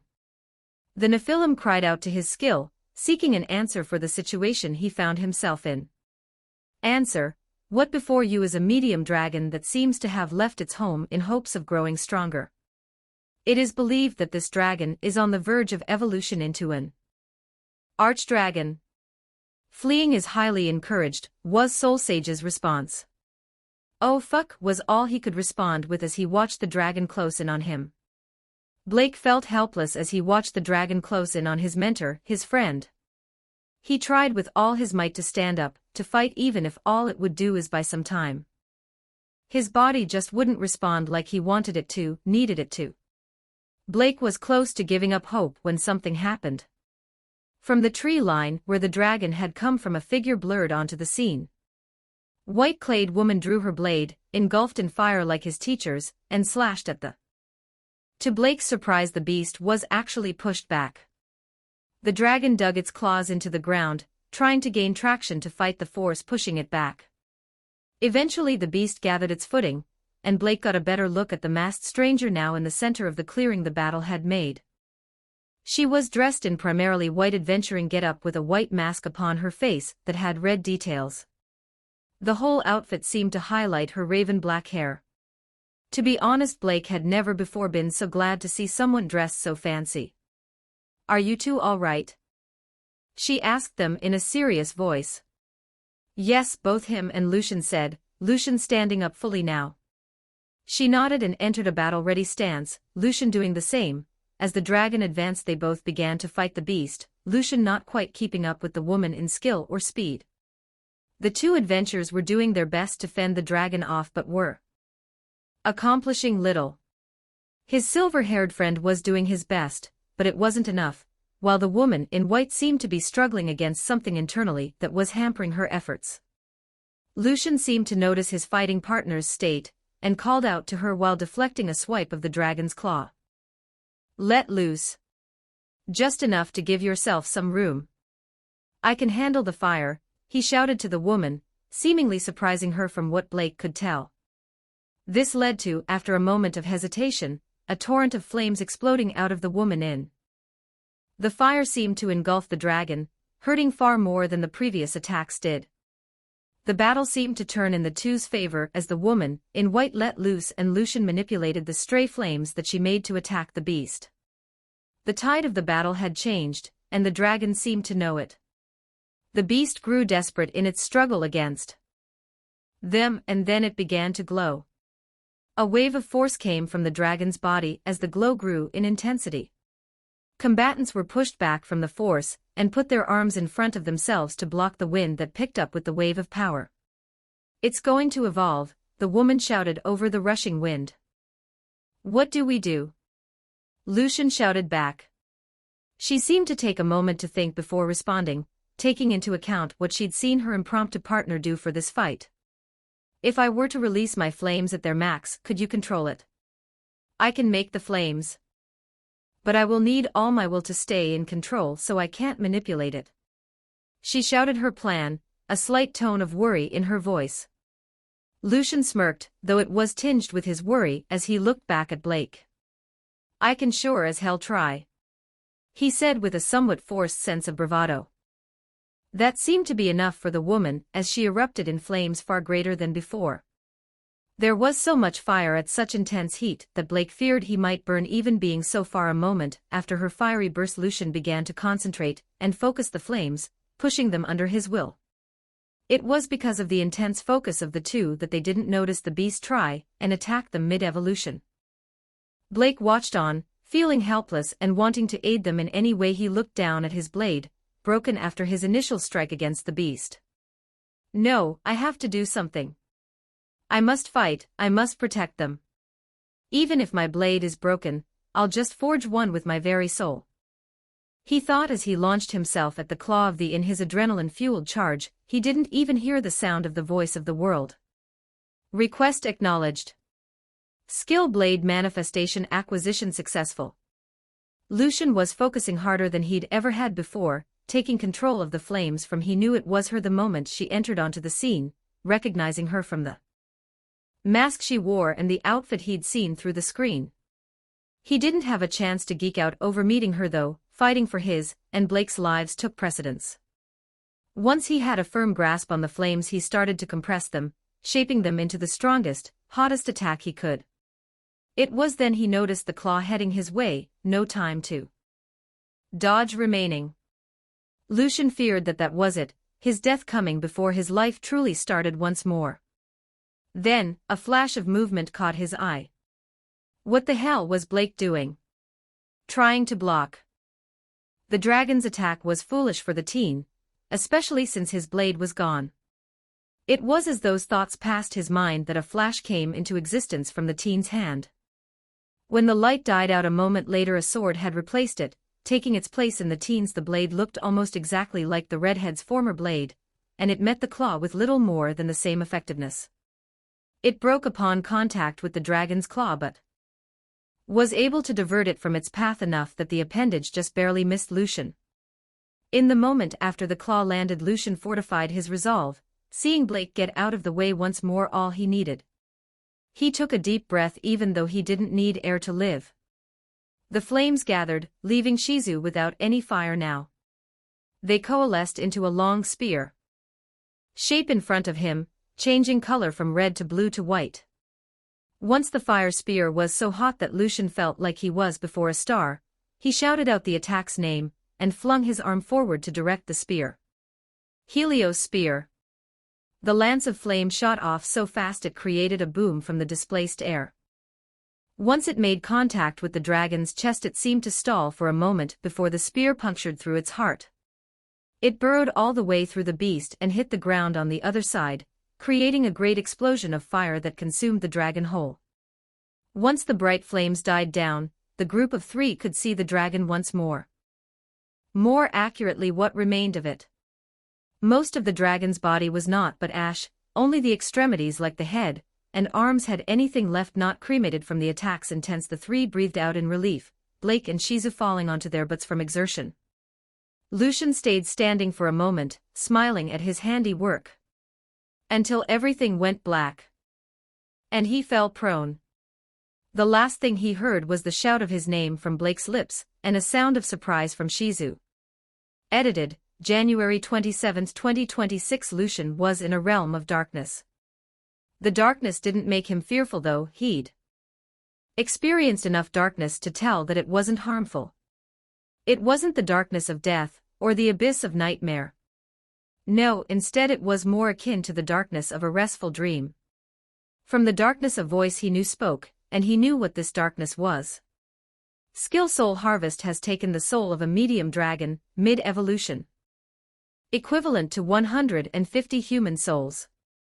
The amount of souls needed to induce evolution had been reached. All requirements for evolution have been met. Commencing evolution into Greater Nephilim. Successful. Extra Skill Flame Attack Resistance has evolved into Extra Skill Flame Attack. Nullification. Extra Skill Heat Resistance has evolved into Extra Skill Thermal Fluctuation Resistance. Extra Skill Mana Perception has evolved into Extra Skill Universal Perception. Extra Skill Darkness Manipulation has evolved into Extra Skill Darkness Domination. Extra Skill Light Manipulation has evolved into Extra Skill Light Domination. Extra Skill Holy Demonic Reversal has been acquired. Extra Skill Flame Transformation has been acquired. Unique Skills Essence of Flame, Soul Bargain, and Progenitor of Grey have been Extra Skill Soul Harvest has evolved into the unique skill Grim Reaper. Dragon Factor from the soul of the slain medium dragon, mid-evolution, has been detected and absorbed. The Dragon Factor has come together to create the Extra Skill Draconic Core. Evolution has been completed, commencing restoration of consciousness. Blake watched on as his teacher's body glowed in the throes of evolution with anxious worry. He'd had to explain to the nice lady who he now knew was Shizu, the one and only conqueror of flames, what was going on to the best of his ability once Lucian began his evolution. Once he had fallen asleep, Lucian's restraining of his aura had faltered and thus led to her feeling his demonic adjacent presence. Nearly immediately she had seemed ready to attack him, but Blake stopped her. At first she had tried to say that he didn't know what Lucian was, and was being tricked. Explained that he did know and revealed his friend's true race to her. Shizu was surprised and confused at finding out Lucian was a Nephilim, but soon accepted it.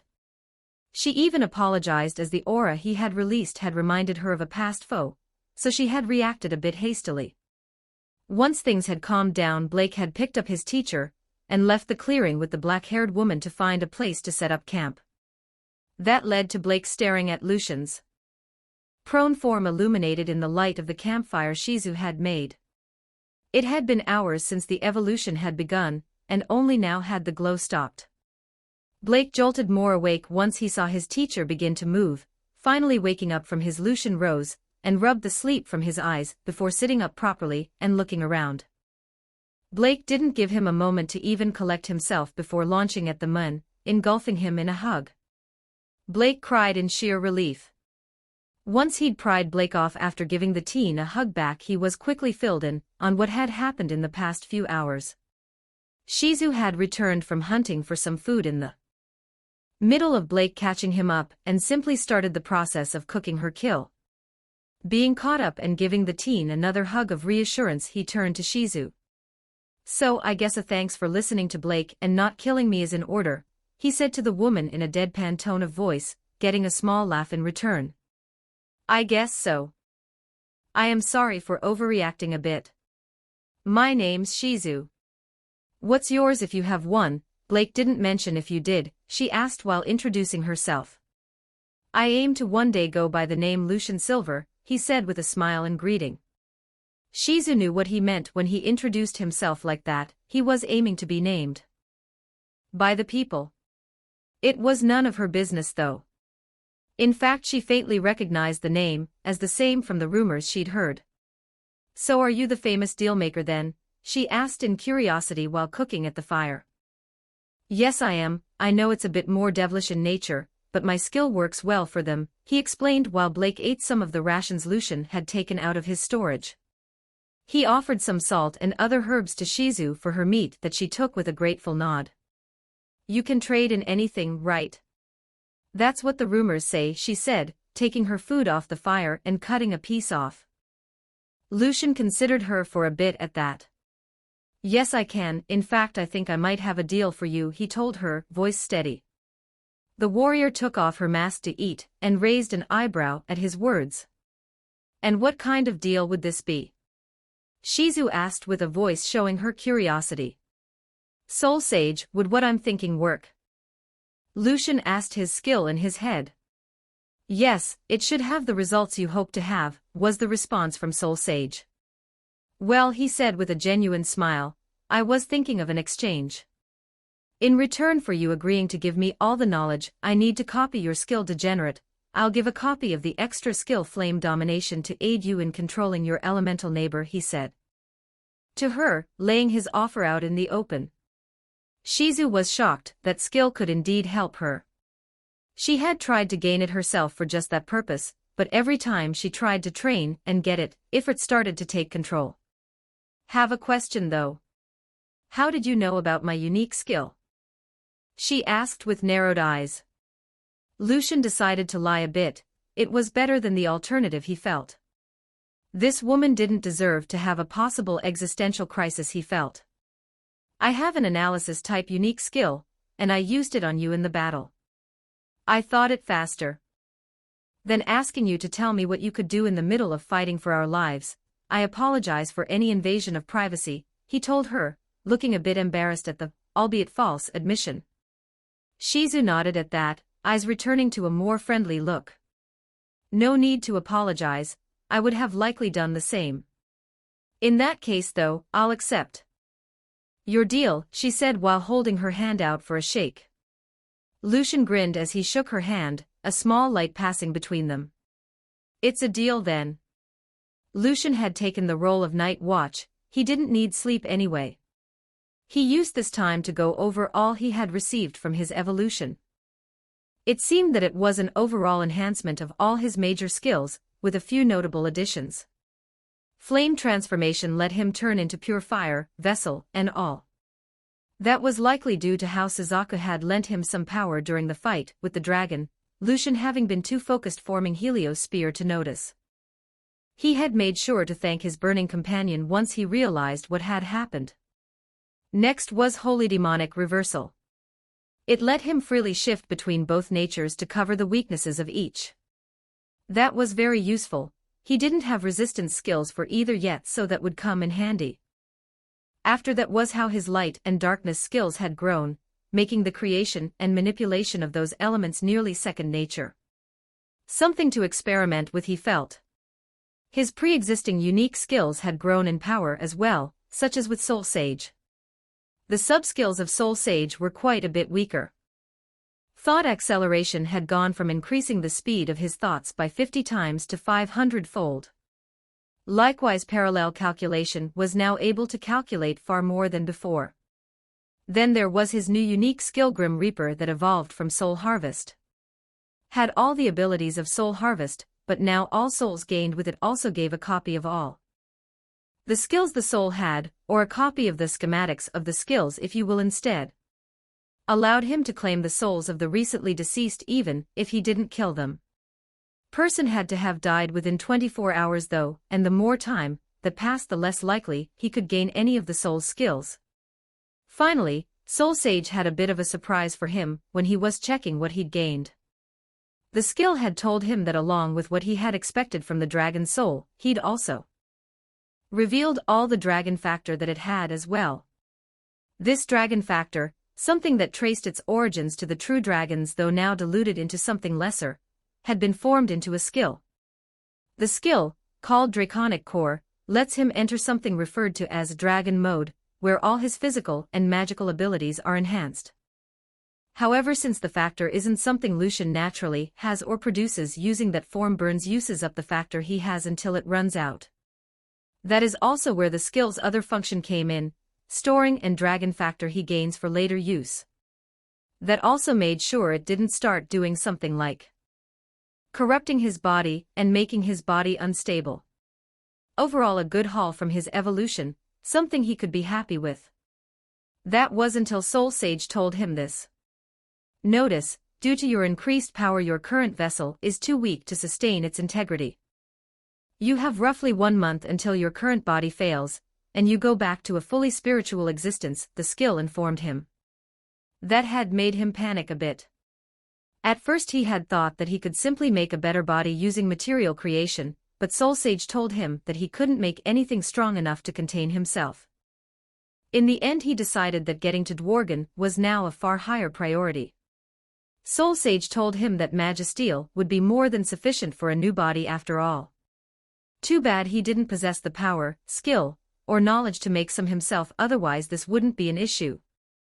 Lucian spent the rest of the night thinking of ways he might buy himself some more time. First his mind went to naming, but Soul Sage told him the folly of that idea. Any monster he named would just take some of his magicules, and they'd recover in time, thus being a short-term solution at best. Naming something far stronger than him would put him at risk of permanent harm, and was far too dangerous. His next idea though seemed likely to bear fruit. What if I try making some skills to use up some magicules? Would that help? The silver-haired Nephilim asked the skill. Yes, turning your raw magicules into skills would help. This would turn some of the raw magical power making up your body to instead primarily be burdened onto your soul in the form of skills. This would thus put less strain on your vessel, the skill explained to its user. Mind made up, Lucian decided to start doing something he had been meaning to for some experimenting. The first thing he did was focus on the information that he gained from Shizu with Soul Sage, then asked him if he would like to recreate Degenerate. After confirming, Lucian felt a drain on his raw magicules, and the skill was now in his possession. Brought a smile to his face, another tool of great power now in his arsenal. Next he focused on his spatial storage skill.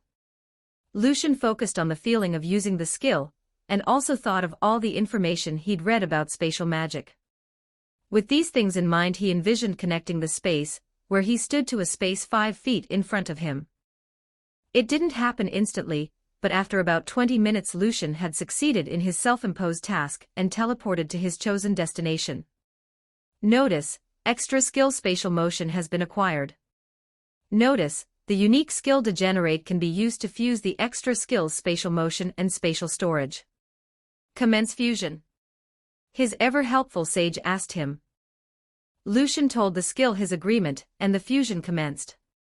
Notice, the extra skills spatial motion and spatial storage have successfully fused into the extra skill spatial manipulation, Soul Sage informed him, making Lucian elated with the new skill he could do far more than before when using spatial abilities and magic. He could teleport far more easily now, and he could store far more. For instance, Lucian spent the next few hours while on watch thinking of skills to make, hoping that he would have enough time to get a proper body made. The next morning Lucian and Blake told Shizu their plans of heading to Dworgen. She didn't have anything better to do at the moment, Lucian figuring she had started instructing her students at the academy yet. So the black-haired woman asked to come along, to which they both agreed. This led to the now trio traveling to Dworgen together, walking by day and training by night. Shizu had started to help teach them both swordsmanship after seeing their practice once she had decided to join in, wanting to get her own exercise as she had told them. Reality, both Blake and Lucian knew that she was just that nice of a person, and wanted to make sure they didn't end up dead. After fighting in a life-or-death battle together they had all bonded some after all. Both the boys had grown fond of the woman as well. Blake saw her as another mentor figure. Almost like a big sister despite her being old enough to technically be the teen's grandma. Shizu's youthful form made the view understandable though.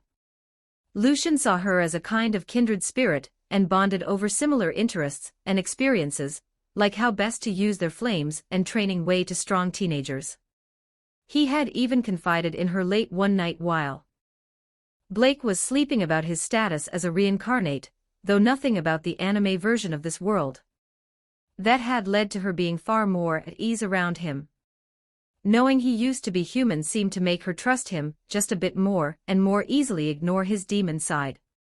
Now the two of them had become good friends over the past 2 weeks of traveling. During this time Lucian had spent his evenings gaining new skills as best he could, practicing with them during the day when he had the chance. In all he'd gained a few different skills. Gained the common skill barrier that soon evolved into the extra skill ranged barrier, after experimenting with barrier magic. After that he used some more odd uses of essence of flame, like making a flame that burns heat in order to make ice. Using that as a medium he's gained some common ice skills that fused into the extra skill ice manipulation. Then he used what he knew of the body armor skill, that had immediately become a sub-skill of Draconic Core. Following that he gained 2 skills from his efforts while meditating. Gained the extra skill presence detection while meditating during a spare between Shizu and Blake from trying to sense them with just his normal sense during it. Then while meditating at night he tried to focus on imbuing the essence of flame into his aura to make his arts. This resulted in the extra skill magic aura being gained.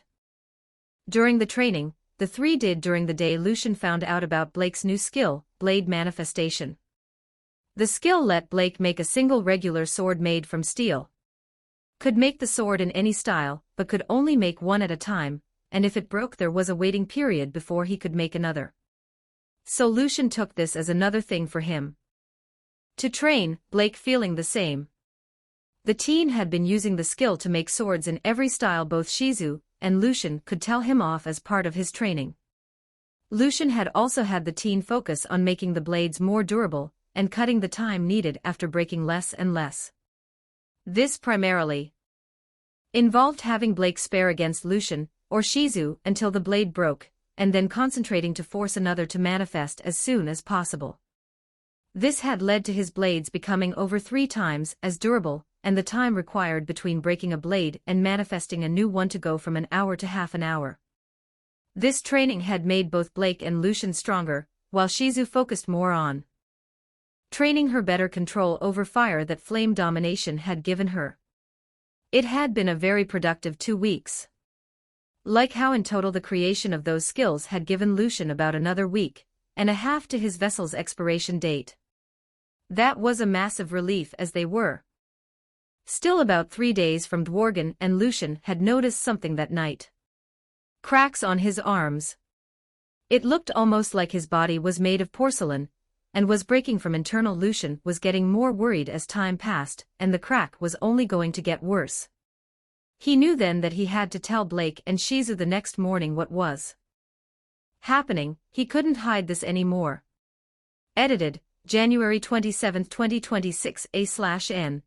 I'm trying not to do too many A/Ns for this story, but I just wanted to thank everyone that's been commenting on this work. It means a lot to me as a writer.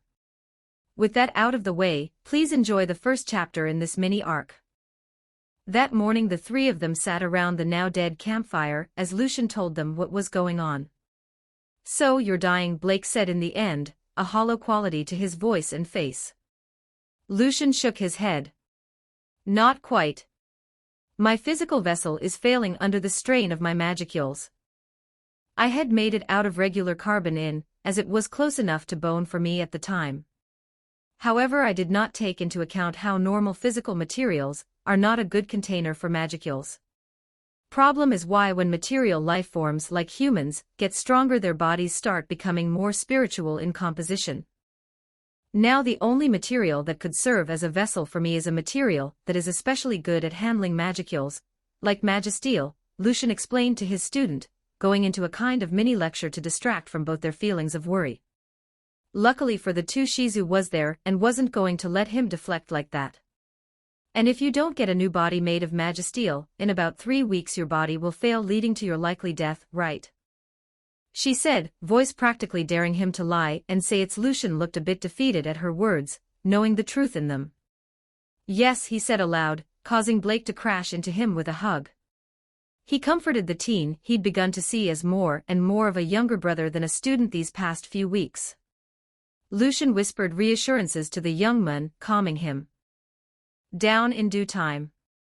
After the two got back to their seats around the put-our fire pit, Shizu spoke, well then, I guess that leaves us one option left, she said, getting the attention of both men to book it. So after that the trio packed up camp and set out with purpose to the armed nation of Dworgen's capital. They stopped taking time to train or hunt for food, using the stores of food in Lucian's spatial storage instead. With how much they were focusing on covering as much ground as they could each day, they'd actually cut off a day from their journey's length. 2 days later saw the trio arrive at the entrance of the city. Shizu looked at the long line leading into the city. She had heard tales of people waiting for incredibly long periods of time in this line, and that wasn't something she was willing to deal with this time. Her friend needed help fast. Magisteel wasn't easy to forge after all. Despite her usual aversion to doing so, she decided now was a good time to use her reputation to her advantage. Shizu walked past the line, getting weird looks from her traveling companions of the past few. She knew she had gotten attached, perhaps a bit too quickly at that, but she didn't regret it. Shizu knew what kind of person she was. When she found someone she trusted, she grew fond of them quickly. Her 2 former students could attest to that, and now her 2 new friends could as well. Shizu got to the entrance of the capital, and looked at one of the gate guards. Quickly noticed her, and walked up to where she stood. "And what is your business?" he asked in a gruff tone of voice, seemingly a bit irritated at her blatant line cutting, though willing to hear her out. She pulled out her adventure ID, and showed it to him as she spoke. "I am Shizu, the Conqueror of Flames, and me and my companions need entry into your city," she told the guard with a serious voice. Her reputation built over the past few decades seemed to be plenty for what she wanted. Guard quickly ushered the trio through the entrance of the city, checking her friends' IDs. Almost as an afterthought. Thus in but a short time the 3 were through the checkpoint and in the city proper. "I didn't know you were that well-regarded, Shizu," Lucian said to her, seeming to be properly surprised, something that seemed to be a bit rare for the reincarnated man. "Well, I have built up my reputation as an adventurer over the past few decades. Call me a hero, even if I don't consider myself one," she said with a small smile on her face, finding both his and Blake's faces of realization a bit funny. It warmed her heart to see them not even seem to connect the rumors and stories told about the Conqueror of Flames to her.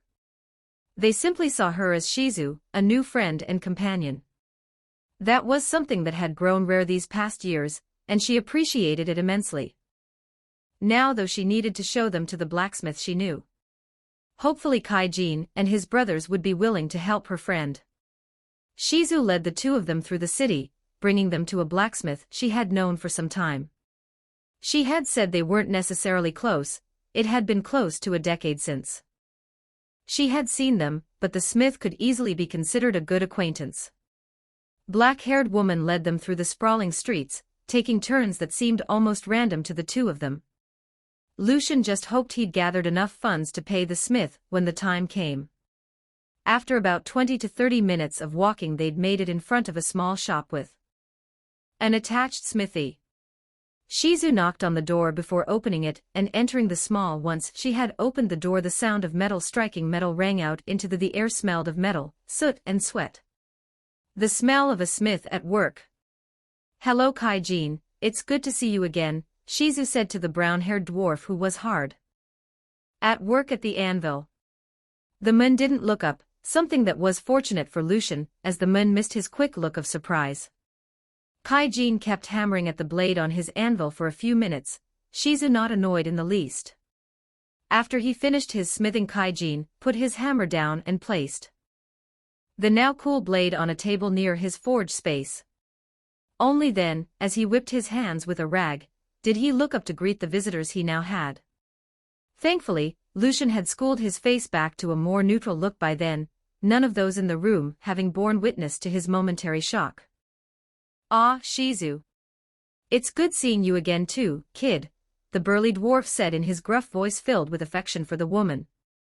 Lucian thought the man sounded almost like a proud uncle meeting his niece once more after years apart. His voice gave him the impression of a hard worker who knew his craft, like a veteran dockworker or construction worker's voice. Somewhat like his own uncle, a man who made his way in life tool in hand to build his own future. That all made Lucian immediately start to like the Mun, regardless of what he knew about the Mun from his past life already. Making him respect the Mun. Both him and Blake did find it odd for the Mun to call their black-haired companion kid. After all, they knew she was over 60 at least. Blake said aloud, voicing just that thought. The dwarf laughed as he separated from the hug, a smile on both his and Shizu's faces. "Ha ha, I know she's a bit older than she looks, but anyone still under a century is a kid to me," Kai-Jin said, voice jolly with mirth. Kai-Jin bid them to follow him into a back room past his work area. The small room had a wooden table and chairs with sparse decoration. It was a sitting room that was well lived in, somehow not projecting a lack of means, but a lack of importance placed on finery by its. A nice room all in all, almost like some of the wooden homes Lucian had seen in his. The four of them sat down at the table at Kai-Jin's prodding, ready for a conversation Lucian hoped went well. "So Shizu, what brings you to visit little ol' me?" he said in a calmer voice than the exuberance from before. Shizu sighed before speaking up. "Kai-Jin, do you still deal in magisteel?" she asked the Mun, hope in her tone of voice. Kai-Jin's eyes widened slightly, but nothing more showed on his face besides that. "Yes I do, though as you know it's still pretty expensive," he told her. "What do you need?" Shizu raised her hand and pointed to Lucian, indicating for him to speak. Actually this is for me." Shizu was kind enough to introduce us. "My name is Lucian Silver, and I need you to make a skeleton made of magisteel," the silver-haired man said, voice a bit awkward at the request. The dwarf looked bewildered at the request, like he couldn't decide if they were joking or not. Once the man realized that Lucian was serious, he had to ask. "What in the blazes do you want that for?" Kai-Jin said, tone indicating his confusion. Lucian and the others sighed, knowing they were going to have to explain to the men their set of circumstances. In the end Kai-Jin only had this to say after they explained. "So you're saying he's something called a Nephilim? Something like a demon but not?" "That I can understand surprisingly, but why do you want to give him a body?" Shizu asked, knowing her history with demons. "Because he saved my life, in more ways than one. We have fought together, traveled together and trained together. I trust him," Shizu told the dwarf, sincerity bleeding through her voice. The smith was silent for a while, hand to his chin in thought. Lucian and Blake both feared the Mun would deny them, not sure who else to go to really with the time Lucian had left. Then the dwarf put his hand down and turned to Lucian. "Rumors of the silver-haired man have reached even here in Dworgen. A man who aids those in need for a fair price, healing the sick in villages the nobles don't give a crap about, and aiding in the protection of travelers he comes across. Apparently that's you, and that along with Shizu vouching for you is good enough for me. So, do you have the funds to pay for it?" Kai-Jin said, his final question causing relief to flood the trio. Lucian had a smirk on his face, as he took out a large chest from his spatial storage. Made a thunk as it hit the floor, and Lucian lifted the lid up. Inside was filled with gold and silver, about 200 gold coins and more silver coins in all. "Is this enough?" Lucian asked with a grin, the man grinning right back. After Lucian showed Kai-Jin the chest, he paid the man all the gold in it along with a few hundred silver. That was to pay the man for the work, as well as to help Kai-Jin buy the amount of magisteel he needed for the project in a timely manner. Lucian only had that many due to the corrupted guard he'd killed months ago, and taking all the stolen loot of the bandits he and Blake ran into. It helped that he sold all the non-monetary goods at cities like Londo, and was a fair hand at haggling. Now though, while he wasn't broke, he and Blake were officially low on funds. Their money issues weren't that much of a concern to either of them though. After all, killing a few monsters would get them back on track in due time. What did make them a bit concerned was the timeline Kai-Jin told them for when the skeleton would be finished. Weeks roughly. That meant any delay in the project could lead to disaster for Lucian. There wasn't much they could do though but wait in the end, however. So in order to get their minds off it, the trio trained in some rented training grounds that the capital city of Dworgen. had for rent. Apparently the city felt very strongly about its country's name of the armed nation of Dworgen. Many of the dwarves and humans in the city wanted to join the military of the nation and serve their king. So, in order to help these to be recruits train without risking death by monster, a whole small industry was set up in the city. This industry included rentable training yards, paid access to healers, and not to mention the litany of smiths of all. Honestly, both Lucian and Blake felt that they'd be served while staying in the city even after Lucian's body was finished. The two had brought the idea up with Shizu one night during the first week of the project's forging. The veteran adventurer agreed with their assessment and said she'd stay with them for a while as well. And so the time passed, the trio training in rented sparring yards, often with each other and sometimes against strangers in the more public training yards. The trio did more than just train in the yard though. Lucian took time to experiment with his magic more and more alongside his skills.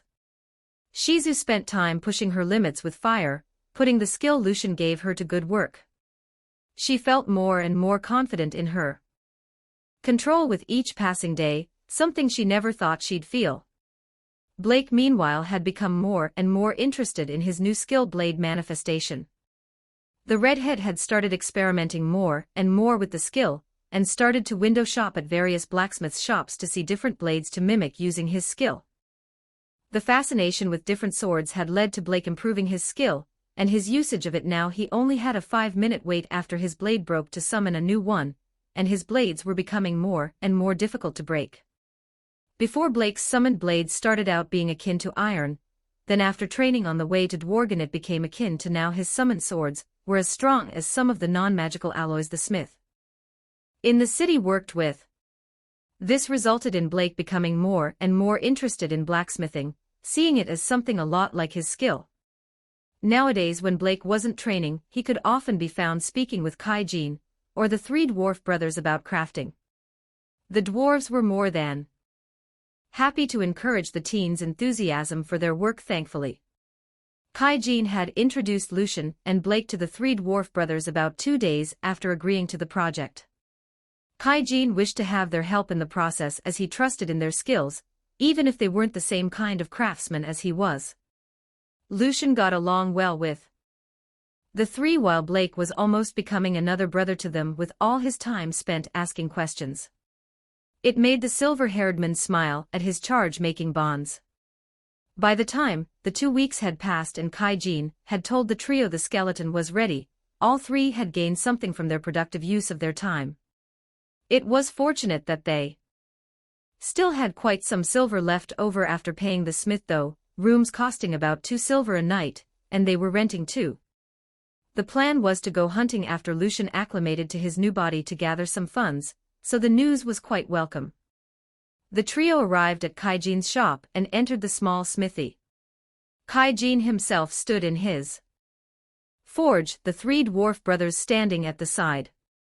There placed the wooden table brought in from the sitting room, was a mimicry of the human skeleton made of metal with a tarp over its lower half. The artificial bones gleamed from the nearby firelight with a metallic sheen. Palpable aura of magic emanated from the magisteel bones, proving its worth.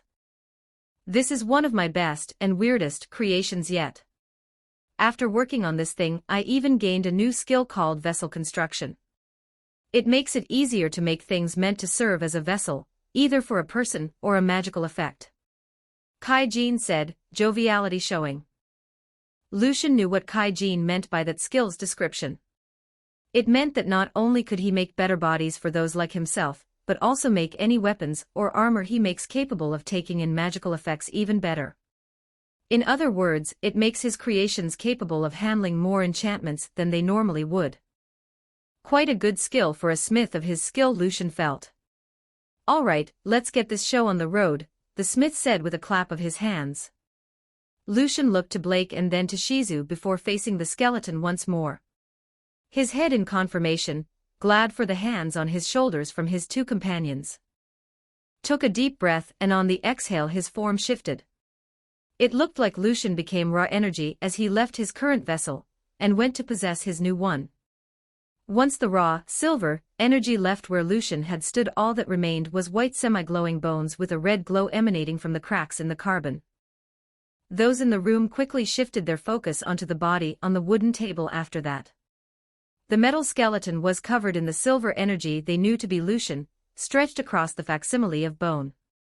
After a few minutes of the glowing energy encasing the metal form, the light began to die down. Once the light died out completely, it revealed Lucian's new form. Lucian got up from the table, careful to keep the tarp around his lower body. The Nephilim now stood at 6'2", his skin an alabaster hue like a pale ivory. His facial features remained the same as before, his hair the same color as well, though a tad longer.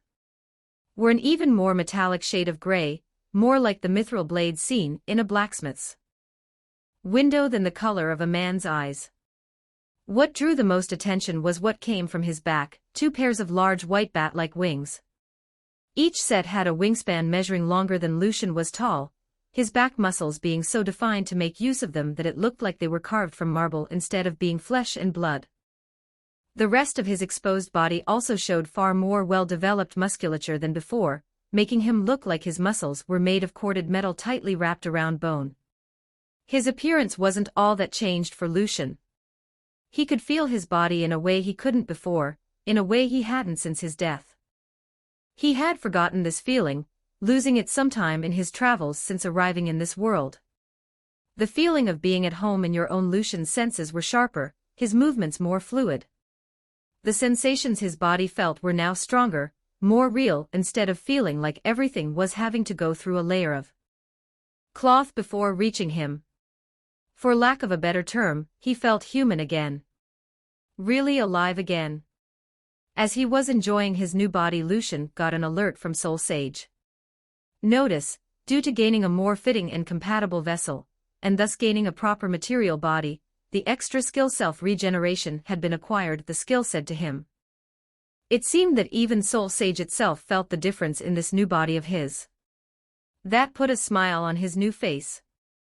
"Thank you, Kaijin, truly thank you," Lucian said to the smith, tears beginning to well up in his eyes from how grateful he was. Edited, January 27, 2026. Lucian admired the feeling of his new body, enjoying the proper sensations of being alive. After thanking Kaijin, the Nephilim used material creation to make some clothes for himself. In a flash he was no longer bare, and was instead dressed in a sharp, black 3-piece suit with a white button-up undershirt, his wings hidden once more. He didn't make a tie though, finding the things cumbersome. Shizu recognized what the man had chosen to clad himself in. She'd seen such fashion from some other otherworlders before in her journeys. It fit him nicely, adding a degree of sophistication to his appearance that was welcome. The best part, Lucian felt, was that due to him making it with his skill, he'd actually made it using a few tricks he remembered from science journals he used to read. The suit wasn't made of regular cloth. With the aid of Soul Sage, it was made of a nanocarbon fiber-based weave with Kevlar between the fabric. There were even thin wires of tungsten woven into the fabric, as well, that he planned to slowly saturate with his magicules to enhance its power. The whole idea was inspired from the suits a certain crime boss wore in a Marvel TV show he'd enjoyed very much. It was after cladding himself in his new clothes that Lucian turned back to Kaijin, who had cleared his throat to gain his attention. "Your thanks are appreciated but unnecessary. I merely did my best for a paying customer," the dwarven smith said, almost seeming bashful at the silver-haired man's gratitude. Lucian wasn't going to accept that from the man. He felt this man deserved far more for his. It was then that Lucian had an idea, and after Soul Sage told him he now had the control and knowledge needed, he began to act on it. "Nonsense. You have done something amazing and of great importance to me. Not just any could or would have done this for me, so." Lucian trailed off as he held out his hand, and he summoned forth some of the remains of the dragon whose death had led to his evolution. Lucian had stored what he could of the beast to use later, or to sell should he need funds.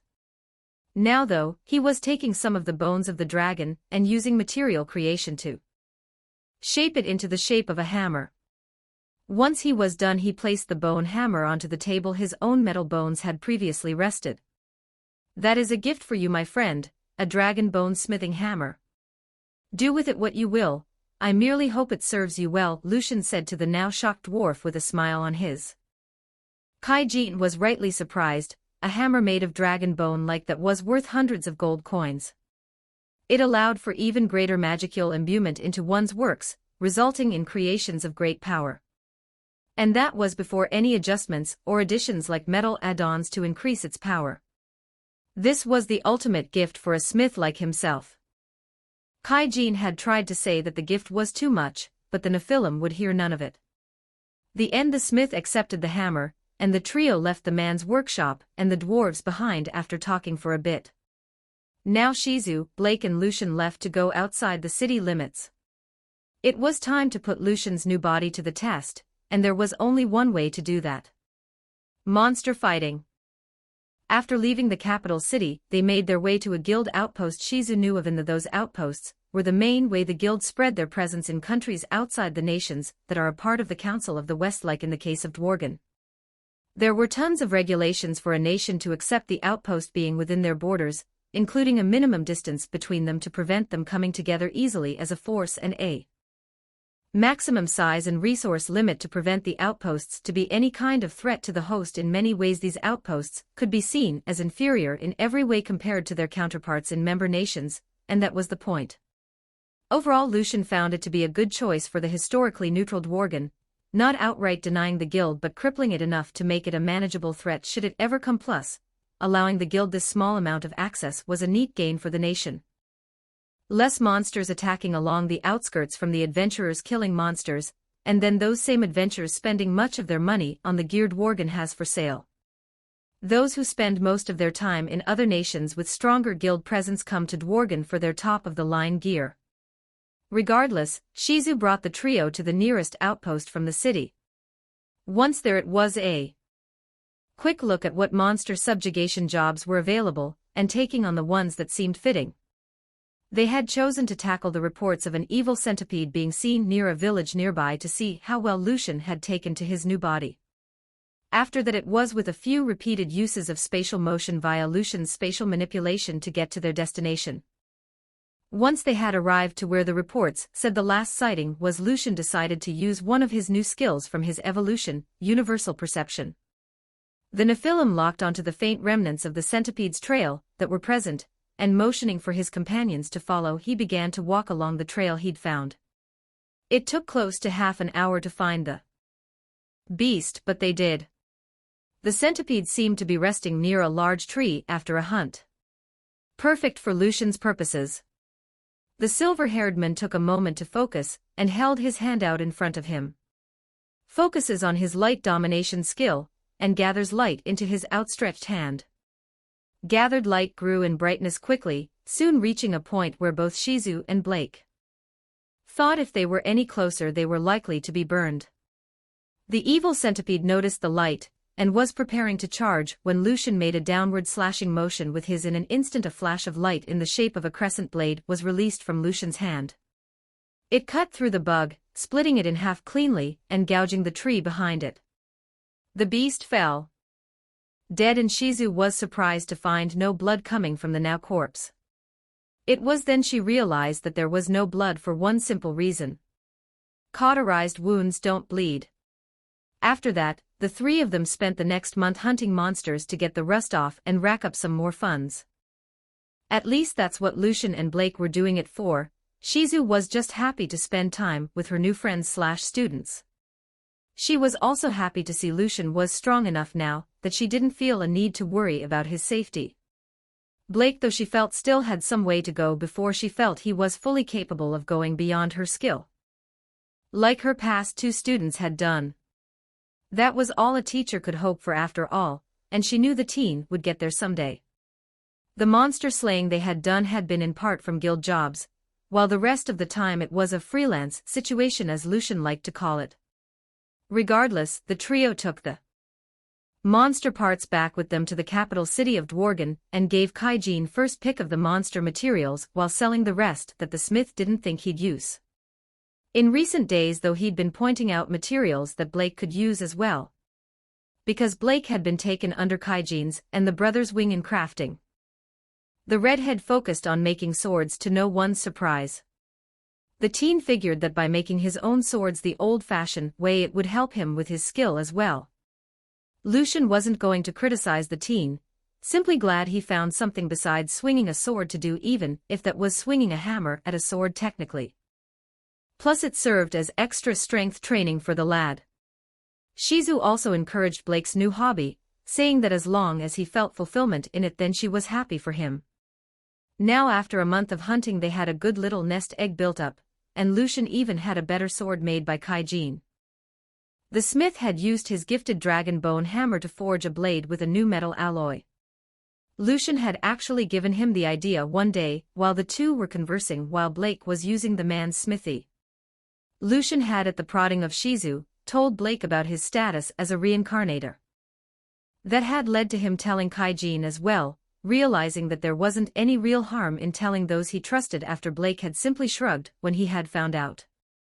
The 15-year-old's words were, "Oh, so that's where all those stories come from." And that's so Lucian had been talking about different magical smithing techniques he remembered from fiction in his past life with Kaijin that day. He wanted to see if any of them existed in any form in this new world he lived in.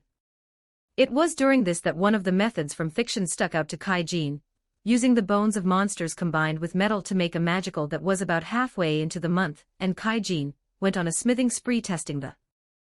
At first it was with some weaker monster bones, dire wolves and goblins and the like. Those proved to be a success and Kaijin felt confident in the new process. He had made a request of Lucian, specifically for some more dragon bones.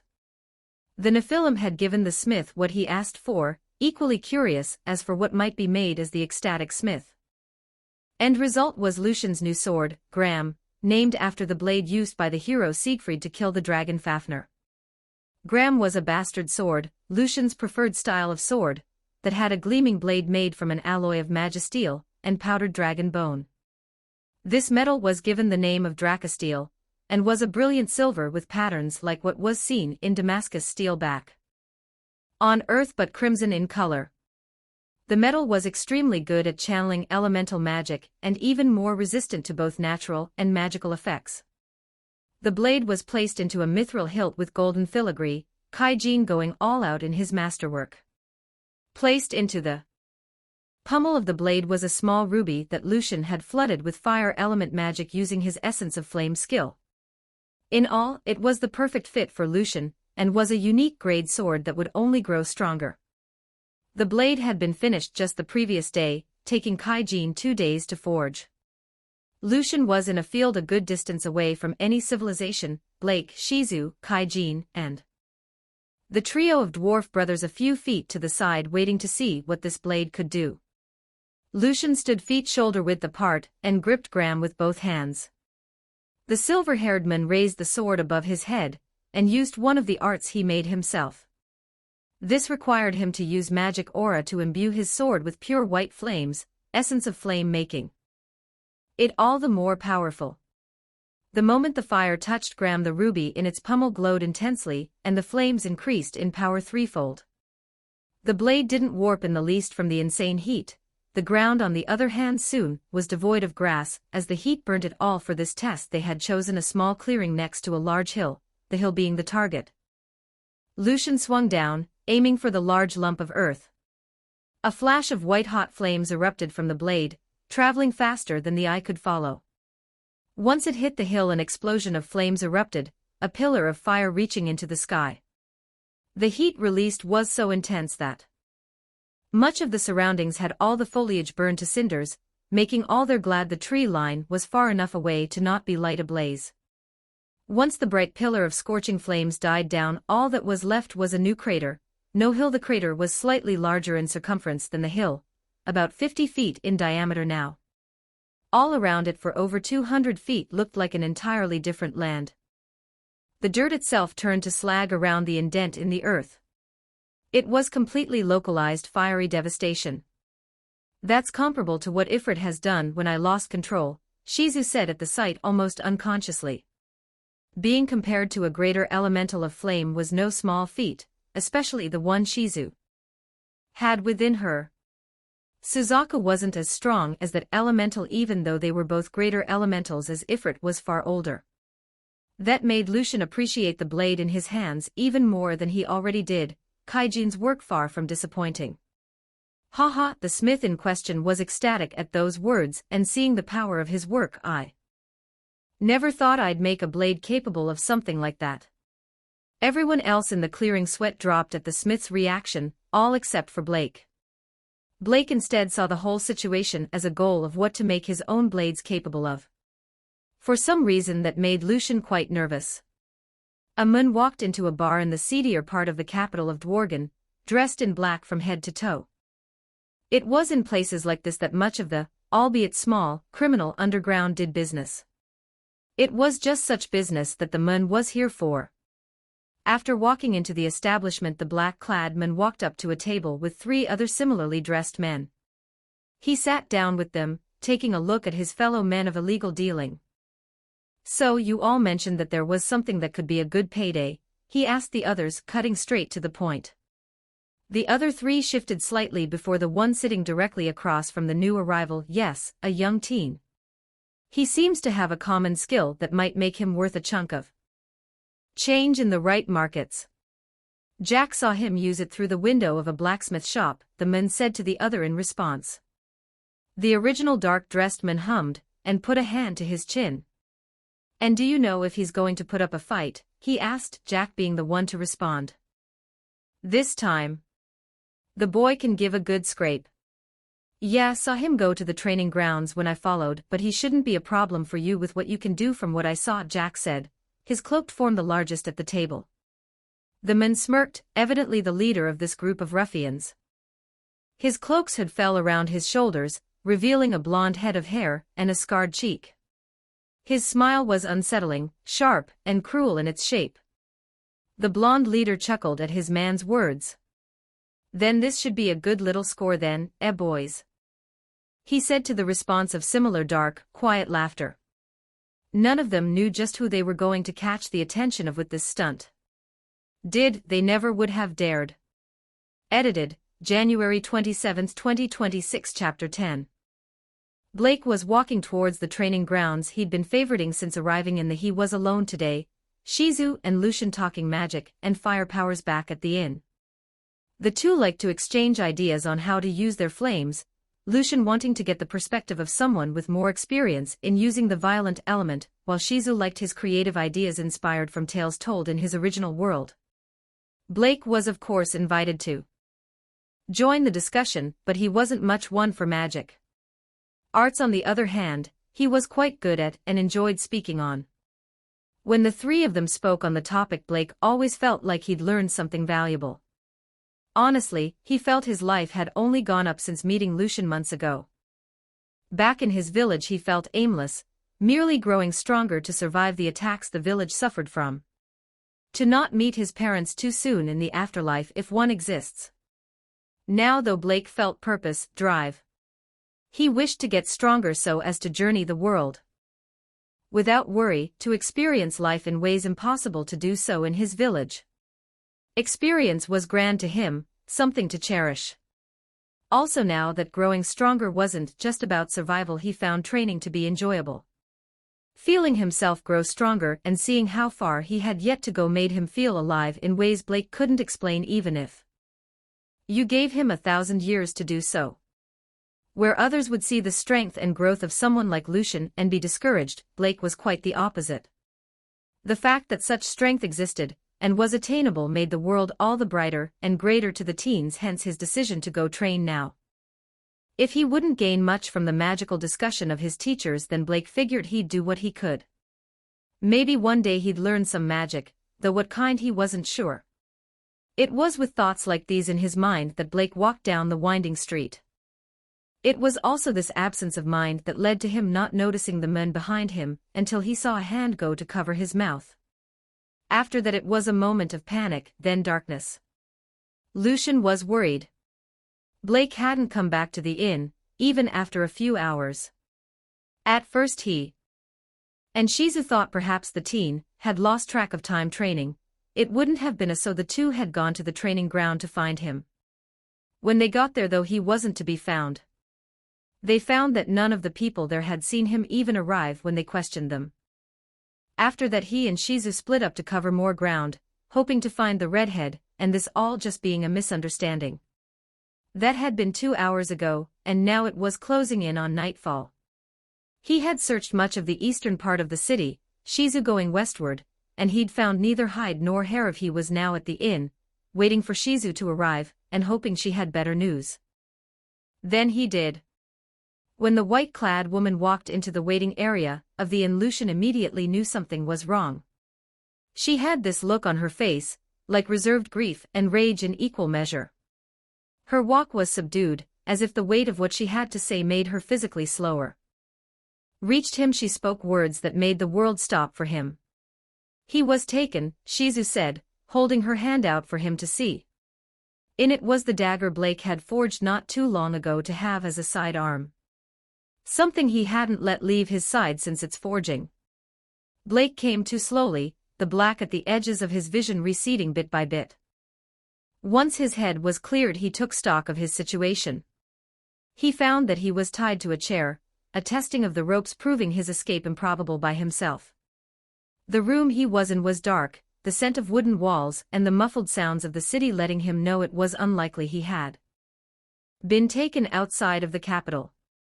That was at least something. Lucian should be able to find the redhead. Didn't doubt for a second that his teacher wouldn't find him. The silver-haired man had faced down a dragon to help protect him. Some thugs were nothing compared to. If anything, it wasn't fear Blake felt, but frustration. Frustration at himself for being captured without so much as a fight. It made him feel helpless, like his training hadn't amounted to much of anything. However, he had more pressing concerns than his own feelings of weakness. Outside the dark room, he heard the shuffling of people. Using his trained hearing that was forged in the heat of the hunt, he focused on the sounds. If his count was right, there were 4 of them, whoever they were. They seemed to be moving a few things, then they finished. After a moment they started to talk. "This will be an easy payday, huh boys?" a somewhat weaselly voice said to the others. Of course, the kid couldn't handle the boss's skill. A louder voice said, sounding deeper than the first, as if from a far larger man. It was then that a more confident voice sounded. Blake could tell that this voice belonged to the leader. It had the quality he'd heard in the voice of Gramps and in Lucian.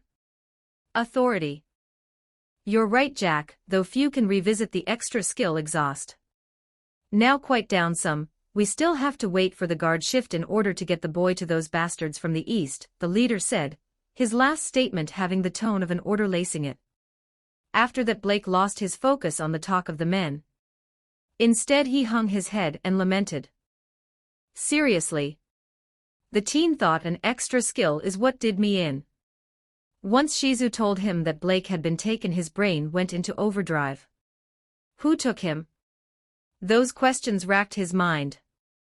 Though the one that was loudest was, where was his student, his little brother in all but blood? And who dared take him? Shizu saw the look on his face, one of rage slowly tempering into something familiar. She had seen this look before, on the faces of those willing to do anything to get what they be, it vengeance or something else. "Don't do anything rash," she tried to warn him. Lucian shook his head. "I won't, but I'll do what I must. He's my responsibility, my brother. And I need to get him back," he said, mind still racing for solutions. Shizu nodded at that, knowing what it felt like to feel connected to a charge. Hinata had never been in such danger, but Shizu knew she would have done everything she could to find her should this have been her charge. It was as Lucian was thinking that Soul Sage chimed in. "Notice, after analyzing the extra skill universal perception, and sensing great desire, the common skill tracking is capable of being acquired. Commence acquisition." Skill asked him. He confirmed it, and all of a sudden Lucian could see something he couldn't before. Dagger now placed on the table was a string of light. From the lack of reaction from Shizu, it seemed only he could see it though. Notice, this is the result of using the common skill tracking alongside universal perception. Tracking uses the user's senses to aid in finding the desired target, When used in combination with universal perception, the effect is heightened dramatically, Soul Sage informed him without a second of hesitation. Lucian stood up suddenly at that information. He took off like a shot, yelling for Shizu to follow him. She was a bit surprised, but Nephilim's words made her take after him without, "I can find him," he had shouted as he ran as fast as he dared, the black-haired woman not far behind him. Blake was starting to get pretty bored. His kidnappers hadn't even checked in on him yet. Seemed they thought he should still be asleep due to their leader's skill, and he didn't intend to tell them otherwise. Still, the men had just been playing cards waiting for the patrol shift to come around. The teen had no idea how much crime seemed to just be waiting around for the right moment until now. In a way, he had to admire the gang's patience. Then again, he didn't really feel much besides contempt for them once he heard they planned on selling him as a slave to some bastards from the east. Now he was just waiting for Lucian to find him and kick these guys' asses. It had been a little while, but he wasn't worried if it took a bit longer, though he might start to though. It was as that thought was going through his head that a loud sound came from the other side of the thick wooden door that barred his room. A loud sound of wood splintering, and a heavy object hitting the ground hit his ears. Moment afterwards there was complete silence. That didn't last long though, as soon the men started scrambling and shouting. "Who the hell are you?" one of the men shouted at the intruder. The response in a familiar voice made Blake smile. "I'm the guy you really shouldn't have pissed off," Lucian told the scum before him in a too calm voice. He'd punched down the door, not bothering for stealth in his protective rage. Shizu was still a bit away. She'd probably chastise him for being reckless in how he was handling this, but right now he didn't care really. All he knew was that there were 4 soon-to-be dead men in this room keeping him from Blake. And that couldn't stand. The one who shouted at him, the shortest of them and the loudest, charged at him with a knife in hand that he grabbed from his waist. Lucian didn't even bother to dodge, instead gripping the man's wrist and bending his arm. That wouldn't have been too bad for the thug if Lucian had bent it the right way. The short man's elbow suddenly and violently learned how to bend in a new direction, and it wasn't the best student, evidently from how much the man was screaming. Lucian grimaced in distaste, not particularly fond of his own brutality, but his anger pushed him forward along with his protective instincts. In a single motion he slammed the man's hand into his own neck, blade first, putting an end to the man's pain permanently. The other 3 were surprised at the brutal dispatching of their comrade, but soon enough 2 of them moved forward. The 2 brandished weapons, an axe and sword, respectively. The man with the sword was the tallest of them, even taller than Lucian. Axeman, as Lucian was referring to him as, seemed to be the smartest of the duo. It was the man who hadn't moved yet that drew Lucian's attention though, the blonde man not even seeming bothered in the least. Lucian immediately pegged him as the leader. "You die now," the big man said with a charge, evidently not taking kindly to Lucian's dispatching of his friend. The hulking man swung his heavy blade in an overhead, downward swing, aiming to cut Lucian in half. The silver-haired man saw the poor make of the sword, and didn't bother taking out his own blade or even moving out of the way. Lucian instead simply blocked the blade with his right forearm, the blade painlessly cutting into his spiritual flesh and stopped by his magisteel bones. The brute was stunned for a moment, the reverb from metal hitting metal something he was unprepared to encounter. Lucian let his hands transform, his fingers extending into claws colored gray. In a moment, his new claws were wreathed in white light and slashed the brute's throat. The hulking man fell to the floor, clutching his seared neck as he struggled to breath. The shorter, smarter man took the time to get behind Lucian and raised his axe to chop the Nephilim's head off. "This is for Jack," he shouted before his head fell from his shoulders. Shizu had caught up in the time it took for Lucian to kill the first 2 men. Once she saw the man raise his axe, she quickly drew her blade and beheaded the man. The white-clad woman barely blinked at her actions. She'd killed many such filth in her decades of life here in this harsh world. Lucian then walked up to the last man, the leader, who still had a confident aura. "I'm sure this was a misunderstanding. You killed my men, so what is it that you came here willing to kill for? The blond man said, his tone showing his confidence in negotiating his way out of this. The man was only annoyed at the loss of his men, his tools. Lucian could see that in the way the man's eyes looked at the corpses of his men. Like he was disappointed in the breaking of. Lucian had seen men like that before, those who viewed people more as things than truly people. In his old world that was mostly seen in people of power so discontented from the common man, here it seemed to be present in those willing to do anything to get ahead. Seemed human nature was the same everywhere, just as they had the capacity for good they equally had the same capacity for evil.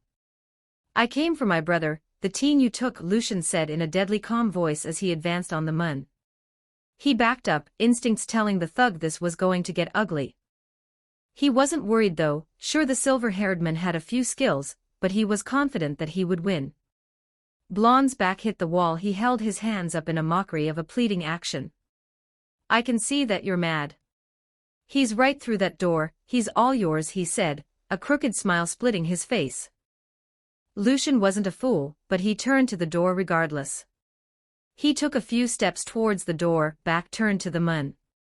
Shizu looked at his face and saw him nod, easing her concern at his reckless-seeming action.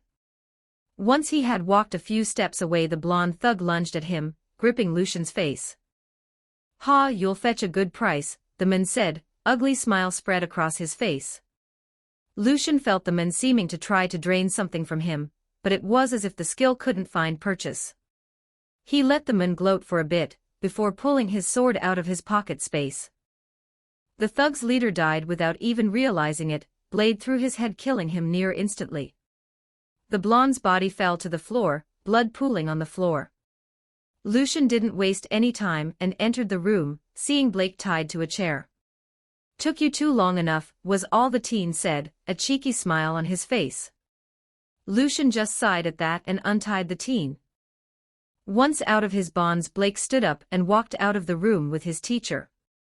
So, I'm your brother, huh? He asked the man, getting a small dash of red to appear in the man's cheeks. Lucian rubbed the back of his head at the teen's comment. It kind of slipped out. I've thought of you as my family for a little while now, just wasn't sure how to say it, Lucian explained, his bashful voice at odds with his previous violence. Blake walked in front of him and turned to face the silver-haired man, hands behind his head in a carefree manner. You know, I'm cool with having such a cool big brother. So it's cool, he said with a joyful smile that set Lucian more at ease than before. The two brothers then saw Shizu was standing at the doorway of the building, looking out at the street. Lucian was going to ask her what was wrong until he looked past her. That the commotion had drawn a crowd. And if Lucian was right, this crowd might be after all, men in armor were not what he wanted to see surrounding him. It seems I may have made a bit too much noise, he thought as he looked out at the city guards that had arrived. Edited, January 27, 2026. Don't forget to like and subscribe to Novels Wonderland.